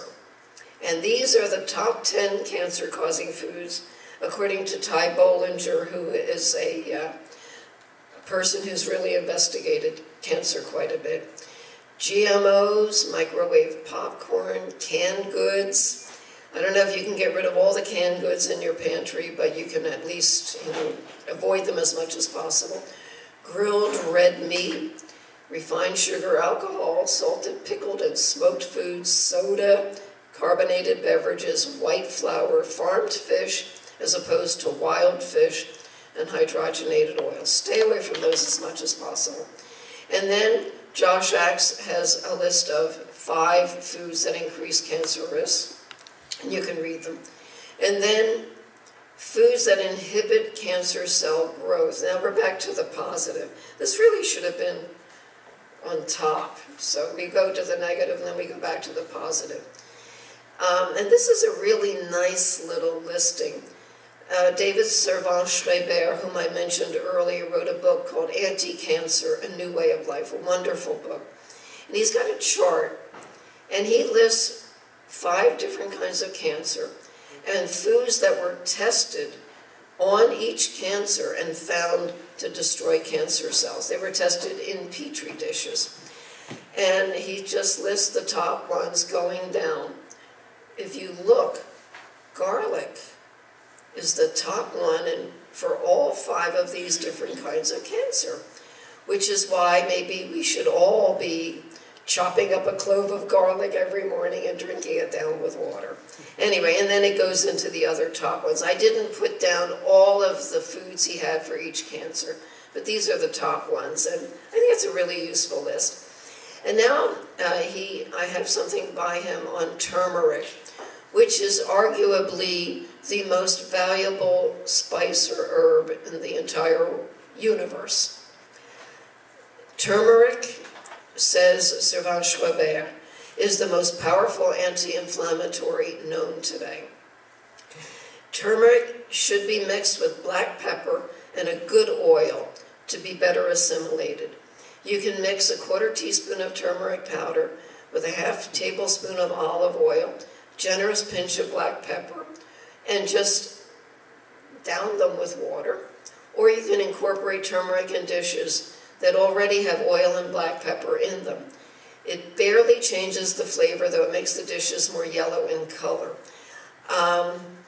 I have hidden turmeric in pasta dishes, in vegetable dishes, a rice combination maybe. Wherever you think your family won't notice it, you put it in. If it turns the food a little yellow, you just say, well, isn't that nice? You know, it's more colorful. Tell them it's butter, then they'll eat it. I put it in my homemade pot pie. Yeah, anything like that. I have sort of recently discovered golden milk, and Yvonne has heard me talk a lot about it. Golden milk is a simple beverage that you can put together yourself. There are real elaborate recipes for it. Apparently, the people in India do golden milk a lot. But basically, just get like half a cup or a cup of any healthy milk, like an almond milk or coconut milk. And to it, add maybe 3/4 of a teaspoon of turmeric powder, a little bit of black pepper, maybe a 1/16 of a teaspoon of black pepper, a little bit of grass-fed butter or coconut oil, and that's basically it. Stir it all together, heat it up just a little bit, just that it's warm, and sip it. It's delicious. Oh, I know. No, I also put a little bit of a sweetener in it. I have used agave nectar, which some people think has a high glycemic index, but I still like it. You can put a little honey in it. You can put a little stevia instead, a little coconut sugar. Just, How's that coconut nectar? There's that coconut nectar too? Yeah, So yeah, you that can do that.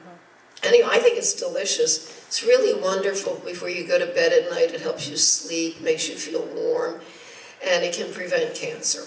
Anyway, that's that. And let's go on now to, what's next?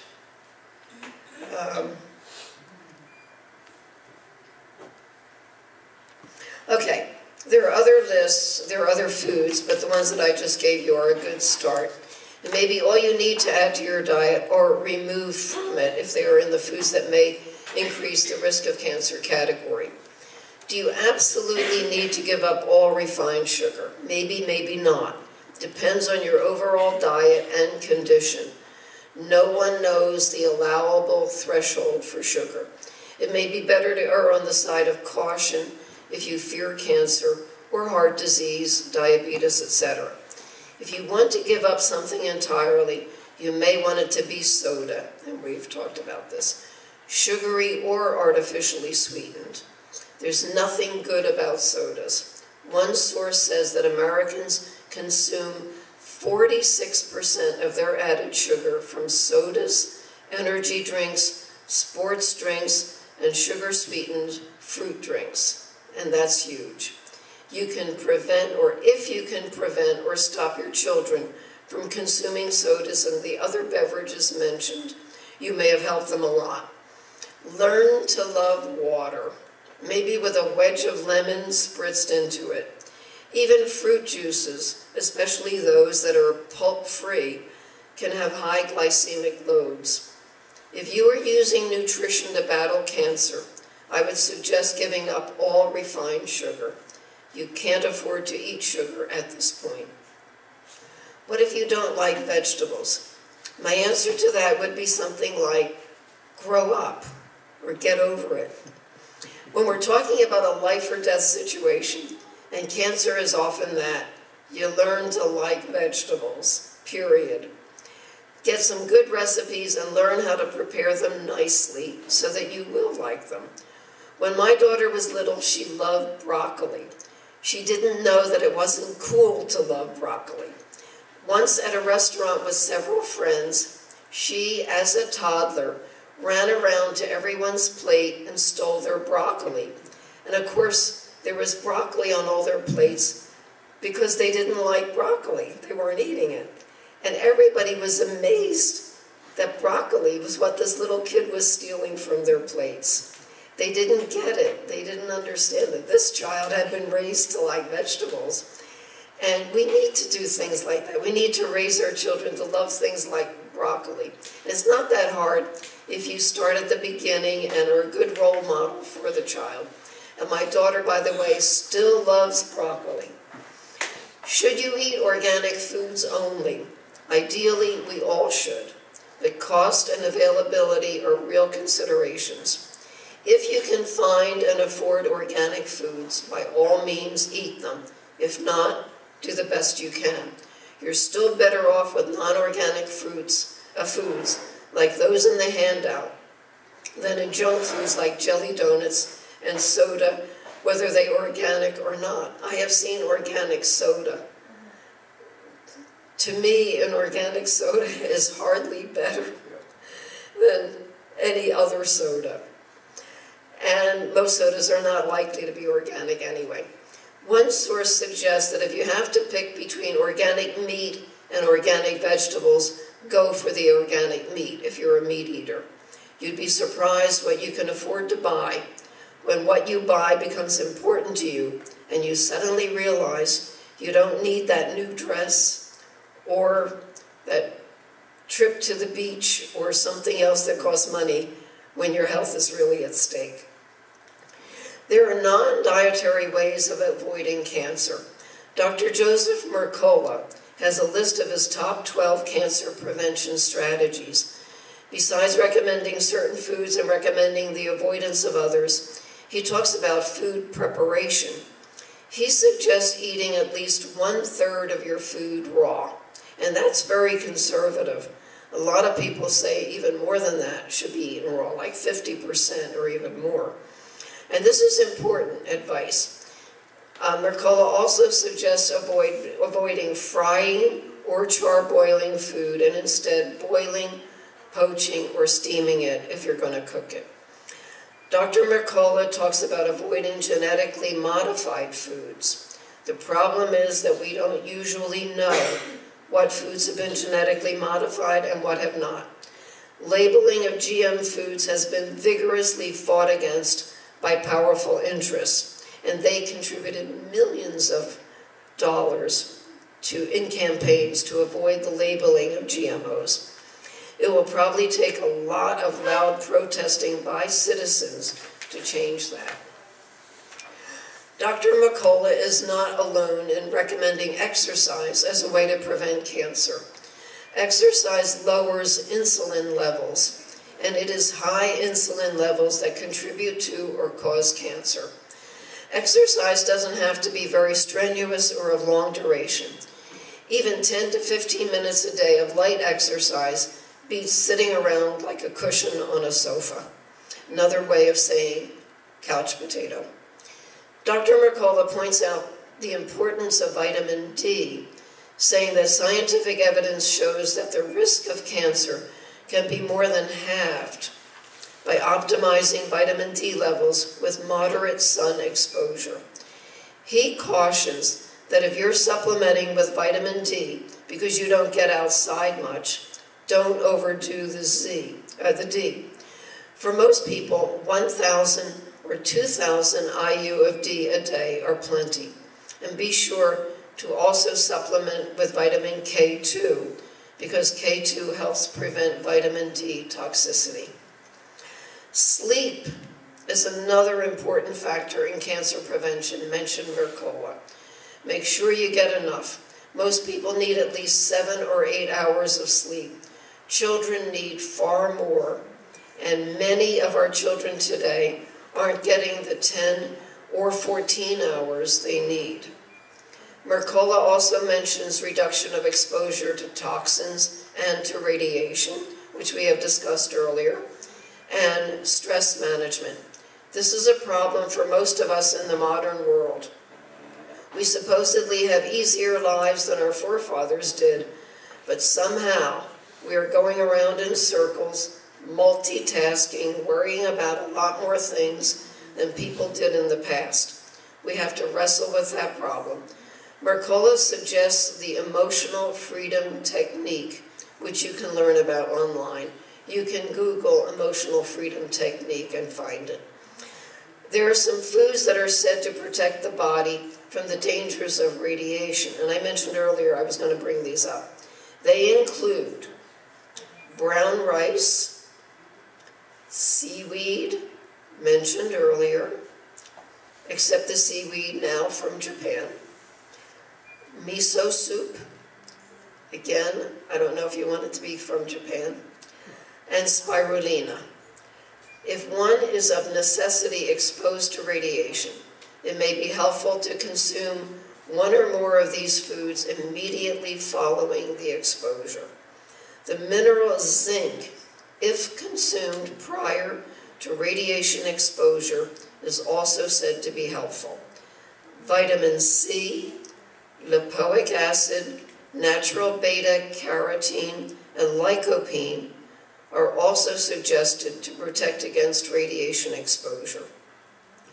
Radioprotective herbs include chaparral, burdock root, mint extract, curcumin, which is in turmeric, basil, celery root, dandelion, and milk thistle. Dandelion is viewed as a weed by many people. I grow it in my garden. I make a wonderful dandelion soup. It's one of my daughter's favorite soups. And it's something other people pull out of their gardens and throw out. The dandelion flowers, roots, and leaves are all good for you. And black seed is something I just read about recently. Black seed oil prevents radiation damage, and I think you can get black seed oil from any health food store. Nigella sativa is the Latin name for black seed. And now we come to the last segment of my talk, and I'm sure you're going to be glad when it's over. And that is on reversing or treating cancer with natural methods. It seems that no one is allowed to use the word cure when it comes to cancer, because conventional medicine is still seeking a cure for cancer. And if you say somebody has cured cancer, well, that interferes with their ongoing quest for cures. But the integrative and the alternative people have found various ways of, I would even use the word curing cancer, as have various individuals who have been stricken by it, and these ways are safer and gentler than the ways of conventional medicine. I want to start out by introducing the next handout, Herbs for Cancer. You got it. Okay.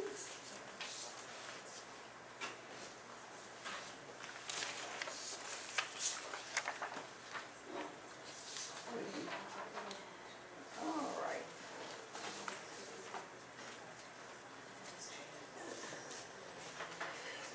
We won't go into this in great detail. Again, it's pretty much self-explanatory, and you've got it. This is a paper I put together when I spoke to the San Antonio Herb Society about cancer. And of course, they were mainly interested in herbs. That's why I stress them. But some of the information is the same as on other sheets you are being given, but that's okay. Repetition breeds recall. Look at number 1, it's turmeric. Number 2 is garlic. Need I say more? And yet there is a whole lot more information that I think you'll find very useful. Okay, now, there are many practitioners who treat cancer with natural methods in this country and in other countries. There are many different techniques and practices. I have lists of practitioners who practice alternative and integrative medicine from around the world.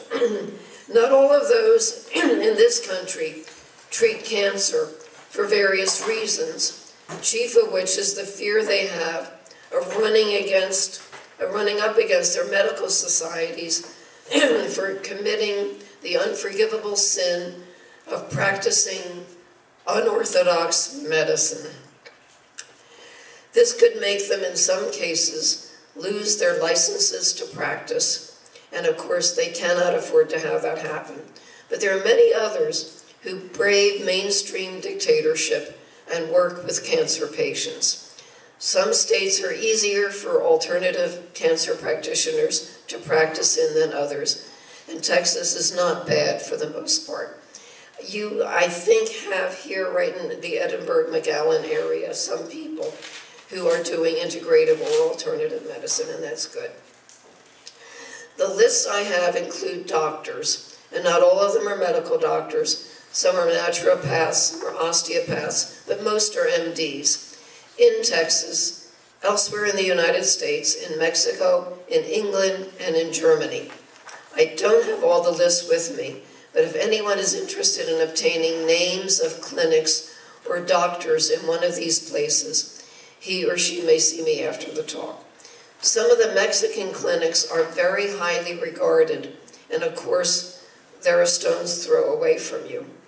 They tend to be less expensive than mainstream medical treatment for cancer in the US.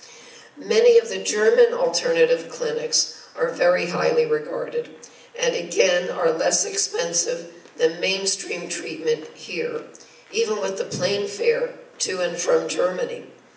Unfortunately, I don't have a lot of facilities in Texas on my list, and I know there are more out there than what I have. I know there are a lot in Austin, and I just don't have those names. But I do have some, and these can be helpful to those interested in alternative treatment by a professional. What kinds of treatments do these facilities offer? It varies according to facility.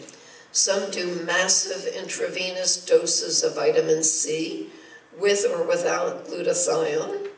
Some do IPT, cancer therapy, and I'll talk about that, I think. And here are some of the alternative treatments offered. The Gerson therapy, you may have heard of it, was developed by Dr. Max Gerson, a German Jewish physician who left Germany and came to the United States in 1936 to escape Nazi persecution. The Gerson therapy consists of eating only organic fruits, vegetables, and sprouted ancient grains, and drinking 13 glasses of freshly prepared juice daily. It also recommends consuming raw beef liver because it is the most nutrient-dense food on earth and a major source of vitamin B12. Gerson also involves taking a small number of supplements and having up to 5 enemas a day. Gerson wrote a book called A Cancer Therapy, which is in the bibliography that you'll be receiving, in which he describes how he reversed the cancers of 50 terminal cancer patients. Terminal cancer patients. The Gerson Institute is located in San Diego, but I believe the treatment center is across the border in Mexico. The Budwig protocol is a treatment that individuals can administer on their own, and I'll be giving you some information about that too later. It was developed by Dr. Johanna Budwig, who in the 1950s was one of the world's leading authorities on fats and oils. And this was, I guess, while Germany still had a great deal of influence in the scientific world. The protocol basically involves combining cottage cheese or yogurt with flax oil, thoroughly mixed together, and consuming it every day. I have a simple recipe for the Budwig protocol in a list of recommendations that I'll be giving you.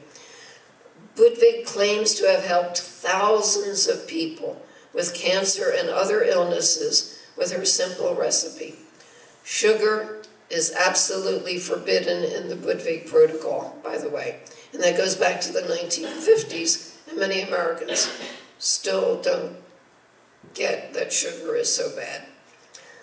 Proteolytic enzyme therapy is a modality that was developed by embryologist Dr. John Beard in 1906. And it involves taking large doses of pancreatic enzymes on an empty stomach. It also involves adhering to one of 2 different diets. People with epithelial tumors like lung, pancreas, colon, prostate, and uterine cancers are prescribed a largely plant-based diet with minimal to no animal protein. People with blood or immune-based tumors like leukemia, myeloma, or lymphoma are put on a high animal protein, high fat diet with minimal to moderate plant foods. So this is kind of different from the usual advice. The late Dr. Nicholas Gonzalez used this protocol in his New York City practice, and it is continued by his associate, Dr. Linda Isaacs. Vitamin C chelation is another therapy, and this involves removal of heavy metals from the body using vitamin C intravenously. It is used not only to rid the body of cancer, but to clear calcium from the arteries, thus addressing heart disease as well. Vitamin C chelation is practiced by many practitioners in this country, one of whom is in San Antonio. Dr. Lawrence Cohen in San Antonio couples the intravenous C with glutathione, which is an element most cancer patients lack, and he has had good results. Dr. Cohen's contact information is in my list of Texas practitioners if you need it. IPT, which I mentioned earlier, or insulin potentiation therapy, is an integrative approach to cancer, which uses fractional low-dose chemotherapy to utilize insulin as a biologic defense modifier to target just the cancer cells and nothing else. With this therapy, the patient does not experience any of the side effects usually associated with chemotherapy, like hair loss, nausea, vomiting, etc. And there are 5 IPT practitioners in Texas that I am aware of. 2 in Houston, 1 in Westlake Hills, which I think is near Austin, 1 in Grapevine near Fort Worth, and 1 in Cedar Hill, Texas, which is also near Austin. And then another therapy, oxygen therapy in hyperbaric chambers, should also be mentioned as safe alternative remedies for cancer. Normal cells cannot survive without oxygen, but cancer cells use glucose as their primary fuel and have a hard time surviving in the presence of oxygen. Notice I mentioned glucose as the primary fuel for cancer cells. That means that if you're eating a lot of sugar, you are giving those cancer cells just what they want. Dr. Otto Warburg, the German Nobel Prize-winning scientist who in the 1930s discovered that sugar feeds cancer, believed very firmly that the root cause of cancer is oxygen deficiency. And in a paper I'm going to be giving you, one of the practitioners that I have read about tells his cancer patients to take 100 deep breaths a day. It's not the only thing they do, but they do 100 deep breaths a day. If you can't do 100 all at once, then do 20, 20, 20, 20, 20, because that's getting oxygen into the body. But of course, if you're doing oxygen therapy in hyperbaric chambers, you're doing it in a much more scientific way. Using oxygen therapy in a hyperbaric chamber can be very useful adjunct therapies for the cancer patient as they force oxygen into cancer cells. And remember, cancer cells hate oxygen. Many people have claimed their cancer was cured by oxygen treatment. And says Dr. Josh Axe, while it's not quite mainstream yet, a growing number of hospitals have purchased some units to help their patients. Cancer patients may want to find out which hospitals are doing this and if doctors will use the treatment for cancer patients. Rigvir therapy, and that's R-I-G-V-I-R, all one word, is a cancer treatment I find of particular interest. It is an active immunotherapy that uses a virus that finds and destroys malignant cells in the cancer body, or in the human body. It is safe and gentle and improves the quality of life and survival rate of cancer patients, especially melanoma patients. It is also used for gastric and rectal cancers with improvement in the 5-year survival rate. Rigvir was first discovered in Latvia, whose capital city is Riga, hence the name Rigvir, with vir for virus. In Latvia, Rigvir is approved for melanoma and for treating immunodeficiency caused by chemotherapy. I believe Rigvir therapy is now used in countries other than Latvia, but you'd have to check that out. A trip to Latvia would not be that costly, and the cost of the treatment would probably be much less than cancer treatment in the US tends to be. And you get to see another country at the same time. And I don't think the cost of living is very high in Latvia. I think you'd get very low-cost accommodations, etc. I would like to now spend a little bit of time on the Brzezinski protocol. I don't know how many of you have heard of Stanislaw Brzezinski. Have you heard of him? You haven't? Oh, I'm glad I'm talking about him. But he's quite famous, and not in a way that he would have liked. Dr. Stanislaw Brzezinski was a brilliant researcher and physician in Poland who was one of the youngest people to receive both a PhD and an MD degree in his country's entire history. Brzezinski escaped from Poland, then under communism, when it became clear that he would never advance in his field if his father did not join the Communist Party. Brzezinski found his way to Houston, Texas, where he continued research begun in Poland that evolved into his anti-neoplaston therapy for cancer, and that's what he calls his therapy. After he realized that cancer victims lacked certain peptides that the bodies of normal people had in abundance, by restoring these anti-neoplastons, Brzezinski has achieved a remarkably high cure rate for advanced cancers compared with conventional therapies for the same cancers.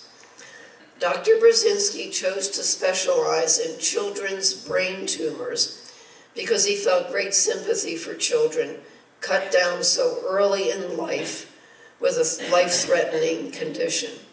He also believed that if his therapy needed proof of efficacy, it needed to be tested on one of the worst cancers of all, and that would be brain cancer. And, as I said, he has had a very good cure rate. The problem for Dr. Brzezinski has been the FDA and the Texas Medical Board, which have been dedicated to persecuting him for curing cancer in an unorthodox way, a way not approved by the FDA.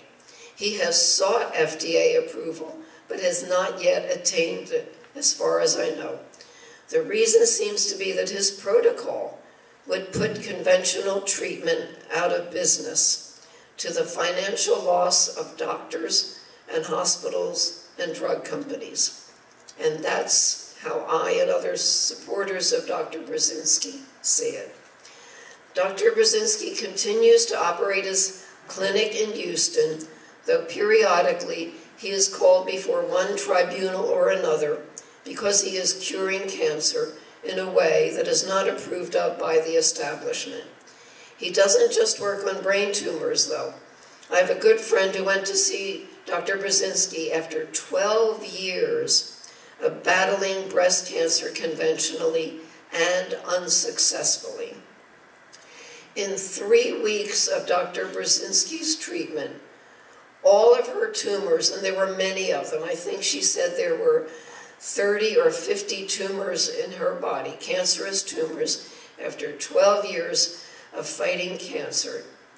And in fact, she had no breasts left after 12 years. She had tissue carved out of her back to put in front so she wouldn't look so abnormal. So she had this disfigurement and she still had 30 or 50 cancer tumors in her body. But after 3 weeks of the Brzezinski treatment, all of her tumors were gone. Today, 7 years later, she is a vibrantly healthy woman in her 50s who has no trace of cancer in her body. She sees oncologists regularly to be sure of that, and she maintains an extremely healthy lifestyle. She makes sure that she exercises and she does everything she needs to do to stay cancer-free. I should note that treatment under Dr. Brzezinski is not cheap. His protocol is probably the most expensive of the alternative protocols, and insurance doesn't cover it. Some people get grants to help with the cost of treatment from people all over the world who have been helped by the Brzezinski protocol and want to help others. I should mention that conventional cancer treatment can also be very expensive when insurance companies tell patients that they have reached the maximum of their coverage. So just because you have insurance that covers cancer doesn't mean you will have it the entire journey through cancer, because the insurance company could say, okay, you've maxed out, you're on your own now. The Brzezinski protocol then is probably no more expensive than many protracted conventional cancer regimens. There are other natural integrative approaches to cancer that I won't spend time on. Laser-assisted immunotherapy, poly-MVA, UV therapy, epigenetics and gene therapy, oncothermia and hyperthermia, baking soda, etc., etc. I mention them to show how extensive the possibilities are in the natural cancer world. If one thing doesn't work, there are others to try, and they don't make the patient sicker than he or she was before or destroy his or her immune system. And now I would like to mention some therapies that can be utilized at home by patients without the help of a practitioner, though anyone who is dealing with cancer is strongly advised to find a practitioner who's willing to work with the patient who wants to use alternative or integrative therapies. One therapy that comes up in the literature is frankincense essential oil therapy, especially for fighting brain tumors. This was a therapy recommended by Dr. Johanna Budwig, mentioned before. Dr. Josh Axe calls it one of the most unbelievably effective natural cancer treatments. He says that many research clinical trials have shown Indian frankincense, and the Latin name for that is Boswellia serrata, to be a vital treatment for not only brain cancer, but also breast, colon, pancreatic, and prostate and stomach cancer. Dr. Axe indicates that Baylor University Medical Center researchers say that the potential cancer-killing effects of frankincense are due in part to its ability to influence your genes to promote healing. Dr. Axe suggests rubbing frankincense essential oil, and of course it should be of good quality. It's very expensive. It's like $50 for I think it's even $100 for a little bottle, maybe this big, on one's neck 3 times a day, and drinking 3 drops in 8 ounces of water 3 times a day.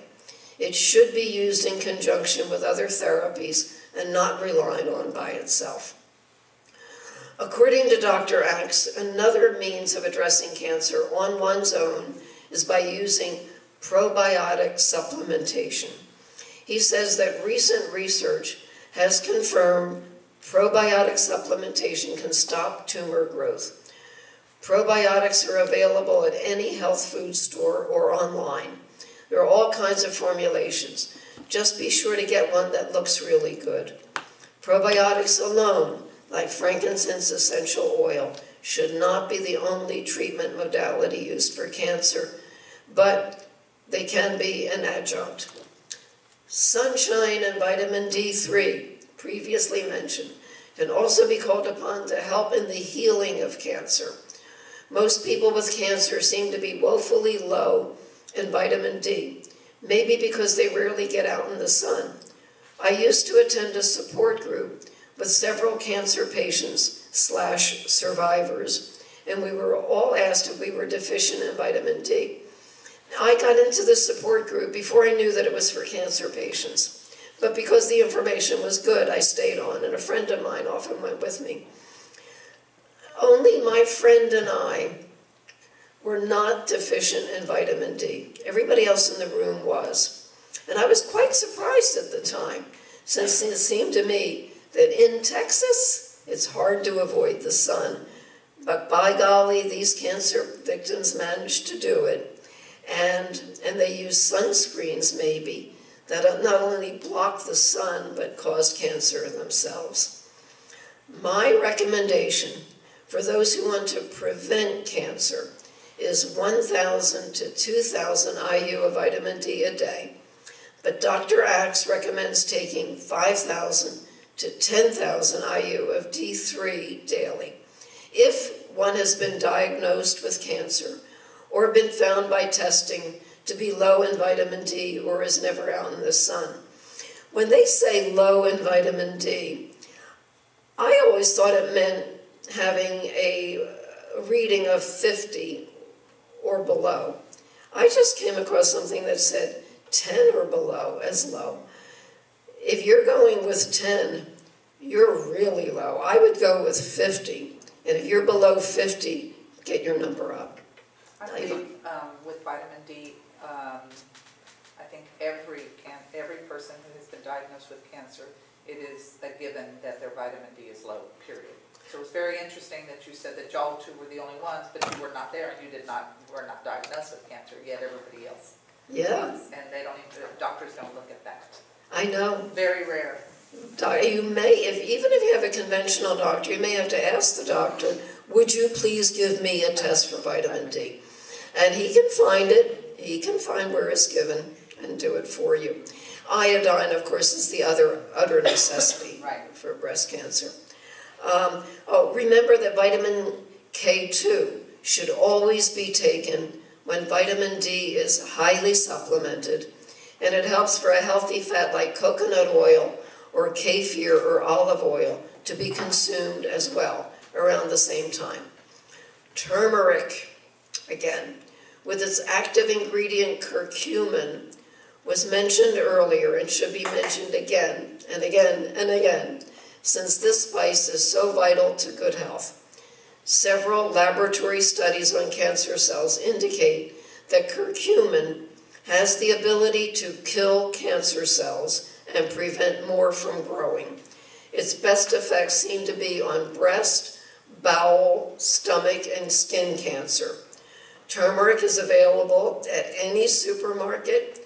It's not expensive, and a little can be stirred into almost any food every day without altering its taste too much. As I said, hide it from your family the best you can. It does, however, turn the food a little yellow. You can also buy fresh turmeric root at certain supermarkets, and you can even grow it in our climate. I have turmeric growing in a pot at home. Again, turmeric should not be the only remedy tried by a cancer patient, but it can certainly be part of an anti-cancer protocol. In vitro studies, avocado slowed breast cancer growth by 99% and killed outright 95% of the cancer cells. You should note that all the ingredients traditionally found in guacamole are anti-cancer superfoods. Avocado, lime, cilantro, onion, garlic, and chili. Make sure, of course, your guacamole doesn't have anything bad in it, though, like, God forbid, sugar.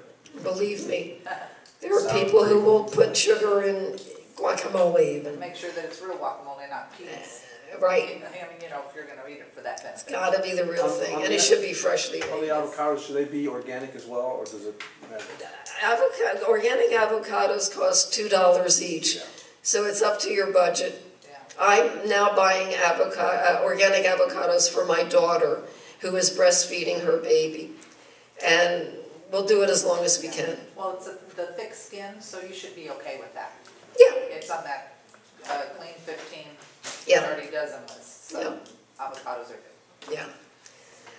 Pomegranates and pomegranate juice have also been found to inhibit aromatase, an enzyme that has been implicated in breast cancer. It may also be protective against prostate cancer. Again, pomegranate should not be the only change made in one's routine if cancer treatment is the goal. And there are many medicinal mushrooms that have activity against specific cancer. They also fight cancer if you've already got it. They have the ability to shrink tumors, enhance the immune system, reduce radiation and chemotherapy side effects. And I already gave you the handout on mushrooms that I hope you will hold on to. And again, you don't have to cultivate your own mushrooms in the cabinet under your sink where it's dark. You can buy mushrooms in capsule form, and they're easily taken that way. Again, this is a remedy that can be done on one's own, but you should be working with a practitioner, and you should be doing other things as well. And the last at-home protocol I'd like to mention is one that is shared by Chris Wark, whom I mentioned earlier, who licked stage 3 colon cancer without chemotherapy or radiation. Chris, nearly 14 years ago, was a 26-year-old aspiring rock singer who lived carelessly and never thought about cancer. Then one day, he was told he had stage 3C colon cancer, a pretty advanced stage, and that he needed surgery and chemotherapy without delay. Chris had the surgery done. Then he got a book in the mail from a man who knew his father, and the man sent the book kind of out of the blue. And the book was called God's Way to Ultimate Health. And it was written by a man who cured himself of colon cancer without surgery or chemotherapy. It got Chris to thinking that he could lick the cancer without going through chemotherapy. When Chris balked at doing the chemo, he was told by his first oncologist that if he didn't do chemo, he was insane. Despite the remonstrations of his family, all of whom were sure he would die if he didn't do the chemo, Chris started juicing and eating a raw vegan diet and practicing gratitude and basically changing his life around.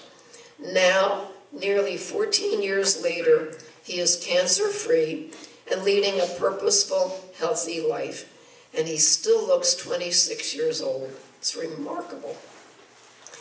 Chris has everything he did to beat cancer on his website, chrisbeatcancer.com, and I think I've got that for you. He has a program called the Square One Healing Cancer Coaching Program, which takes whoever wants to duplicate what he did through the modules, the phases of his program. He gives detailed information, and he warns that it will take at least 2 years of hard work to get over cancer using his methods if one is to succeed. Other individuals have beaten cancer pretty much on their own. Two who come to mind are Chris Carr, this is a woman, who wrote the book Crazy Sexy Cancer, and Venus DeMarco, whom I had the pleasure to hear speak in San Antonio 2 or 3 years ago, also a woman. Venus DeMarco has 2 books out, Fearless and My Healing Kitchen. These are not the only people who survive cancer on their own. There are many, and there are many other books out there that they've written. Most of the people who lick cancer on their own don't write books, so we don't hear much about them. These people were very dedicated to their own survival, and they read and learned volumes as they attempted their recoveries. They also had help from various practitioners who monitored their progress or the lack of it. I would now like to get to the last 2 handouts I have for you, and trust me, I'm almost finished. Ways of addressing cancer according to various alternative practitioners and my cancer bibliography.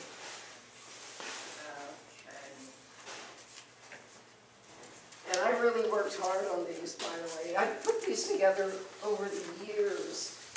I accumulated all of this information, and you've got those. And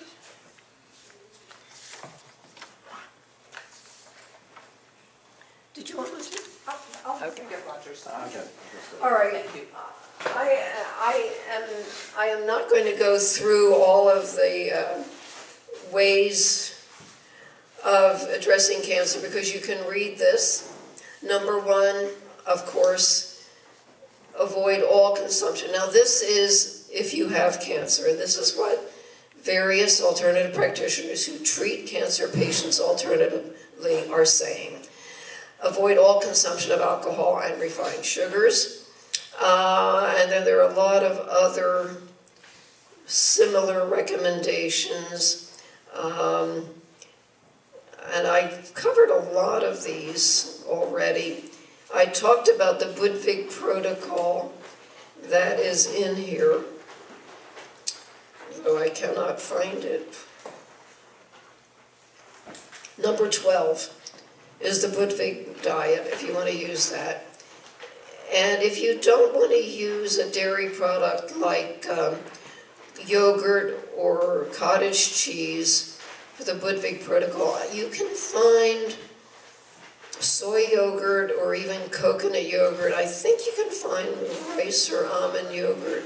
I'm not sure. There was a wonderful soy yogurt product out there that I was buying at H-E-B. And the company stopped production. I called them in California and they said, well, we decided we wanted to make our own containers because we didn't want them to have BPA in them. And we're setting up a whole factory to make containers. So that, took months. And I still couldn't find their yogurt. And I called them again in California. And the guy said, well, we sort of ran out of money when we started making the containers, so they have never resumed production. But it was a really, really good soy yogurt. But you can find something that's not dairy, I think, if you don't want to use dairy. Number 17, never overcook food. This is really simple, but most people overcook food, period. Got to watch that.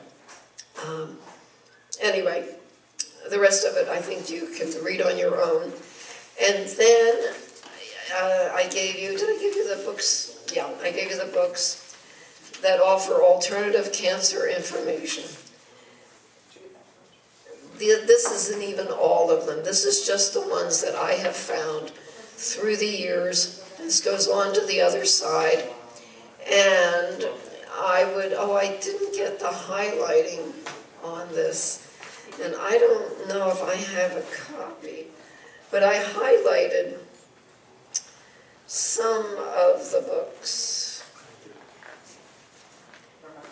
Yeah, I don't have it on mine either. Well, I think some of the books are better than others. One that I really like is on the second page, Outsmart Your Cancer, which tells you about a lot of ways of approaching cancer. On the second page also, Radical Remission by Kelly Turner. Kelly Turner was a PhD in something to do with cancer treatment. She found a lot of patients at the cancer center that she worked at who got better from their cancer without conventional therapy. And the doctors would just write down spontaneous remission, case closed. And she wondered why they didn't want to know why the cancer was remitted. So she quit that job and she actually went around the world looking for cancer patients who on their own got rid of cancer, and she interviewed tons of people.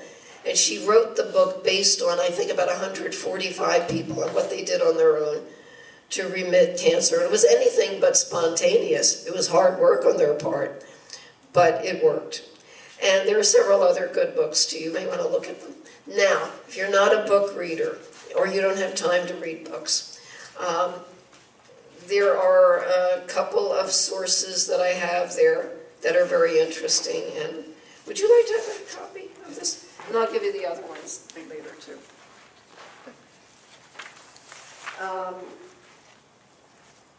In just a few short pages, you can read what people can do about cancer on their own. And then I have several articles you can find online by putting in the titles. And I have a lot of them right here on this table if you want to look and see what the articles look like. But I would like to keep these copies if you don't mind. Then, if you don't read anything at all, you really hate to read anything, there are DVDs that offer alternative cancer information. And you can probably get them from the library here or get them online. And then alternative cancer websites. I mentioned the Chris Wark website. He's on YouTube. And it's here, chrisbeatcancer.com. And there are a couple, cancertutor.com and I think cancure.org list practitioners around the world that do cancer therapy alternatively. And that concludes my talk. I hope you're still awake. I see you're all still alive, which is something. And you learned something, and that you are hopeful if you have cancer or know someone who has cancer. There's a whole world of alternative cancer theory and practice out there, but the medical cancer industry would have us not know about it sometimes. I hope to change that one audience or even one person at a time. We all have a right to know what our options are, all our options. The medical industrial complex continues to say that there is no evidence that diet and other lifestyle changes can affect disease status. But the scientific basis for the modalities I covered today is by and large stronger than the scientific basis for drug therapy for most diseases. As for cancer, there is plenty of evidence, and it keeps mounting, that lifestyle, particularly diet, can make all the difference in the world. Just because doctors are unaware of the research or choose to ignore it doesn't mean it's not there. The holistic approach is central to natural medicine. It doesn't use the silver bullet approach of mainstream medicine. Go to PubMed or greenmedinfo.com if you want to see the studies, thousands and thousands of them, that have been done showing efficacy with diet for cancer. And with those studies comes hope that cancer will one day, if enough people know about what I said today, be a rare and nearly forgotten scourge. And one day, hopefully, mainstream medicine will incorporate natural medicine into its protocols for the betterment of our health. And it's beginning to happen. Many medical practices are now calling themselves integrative, and that's a good thing. Thank you.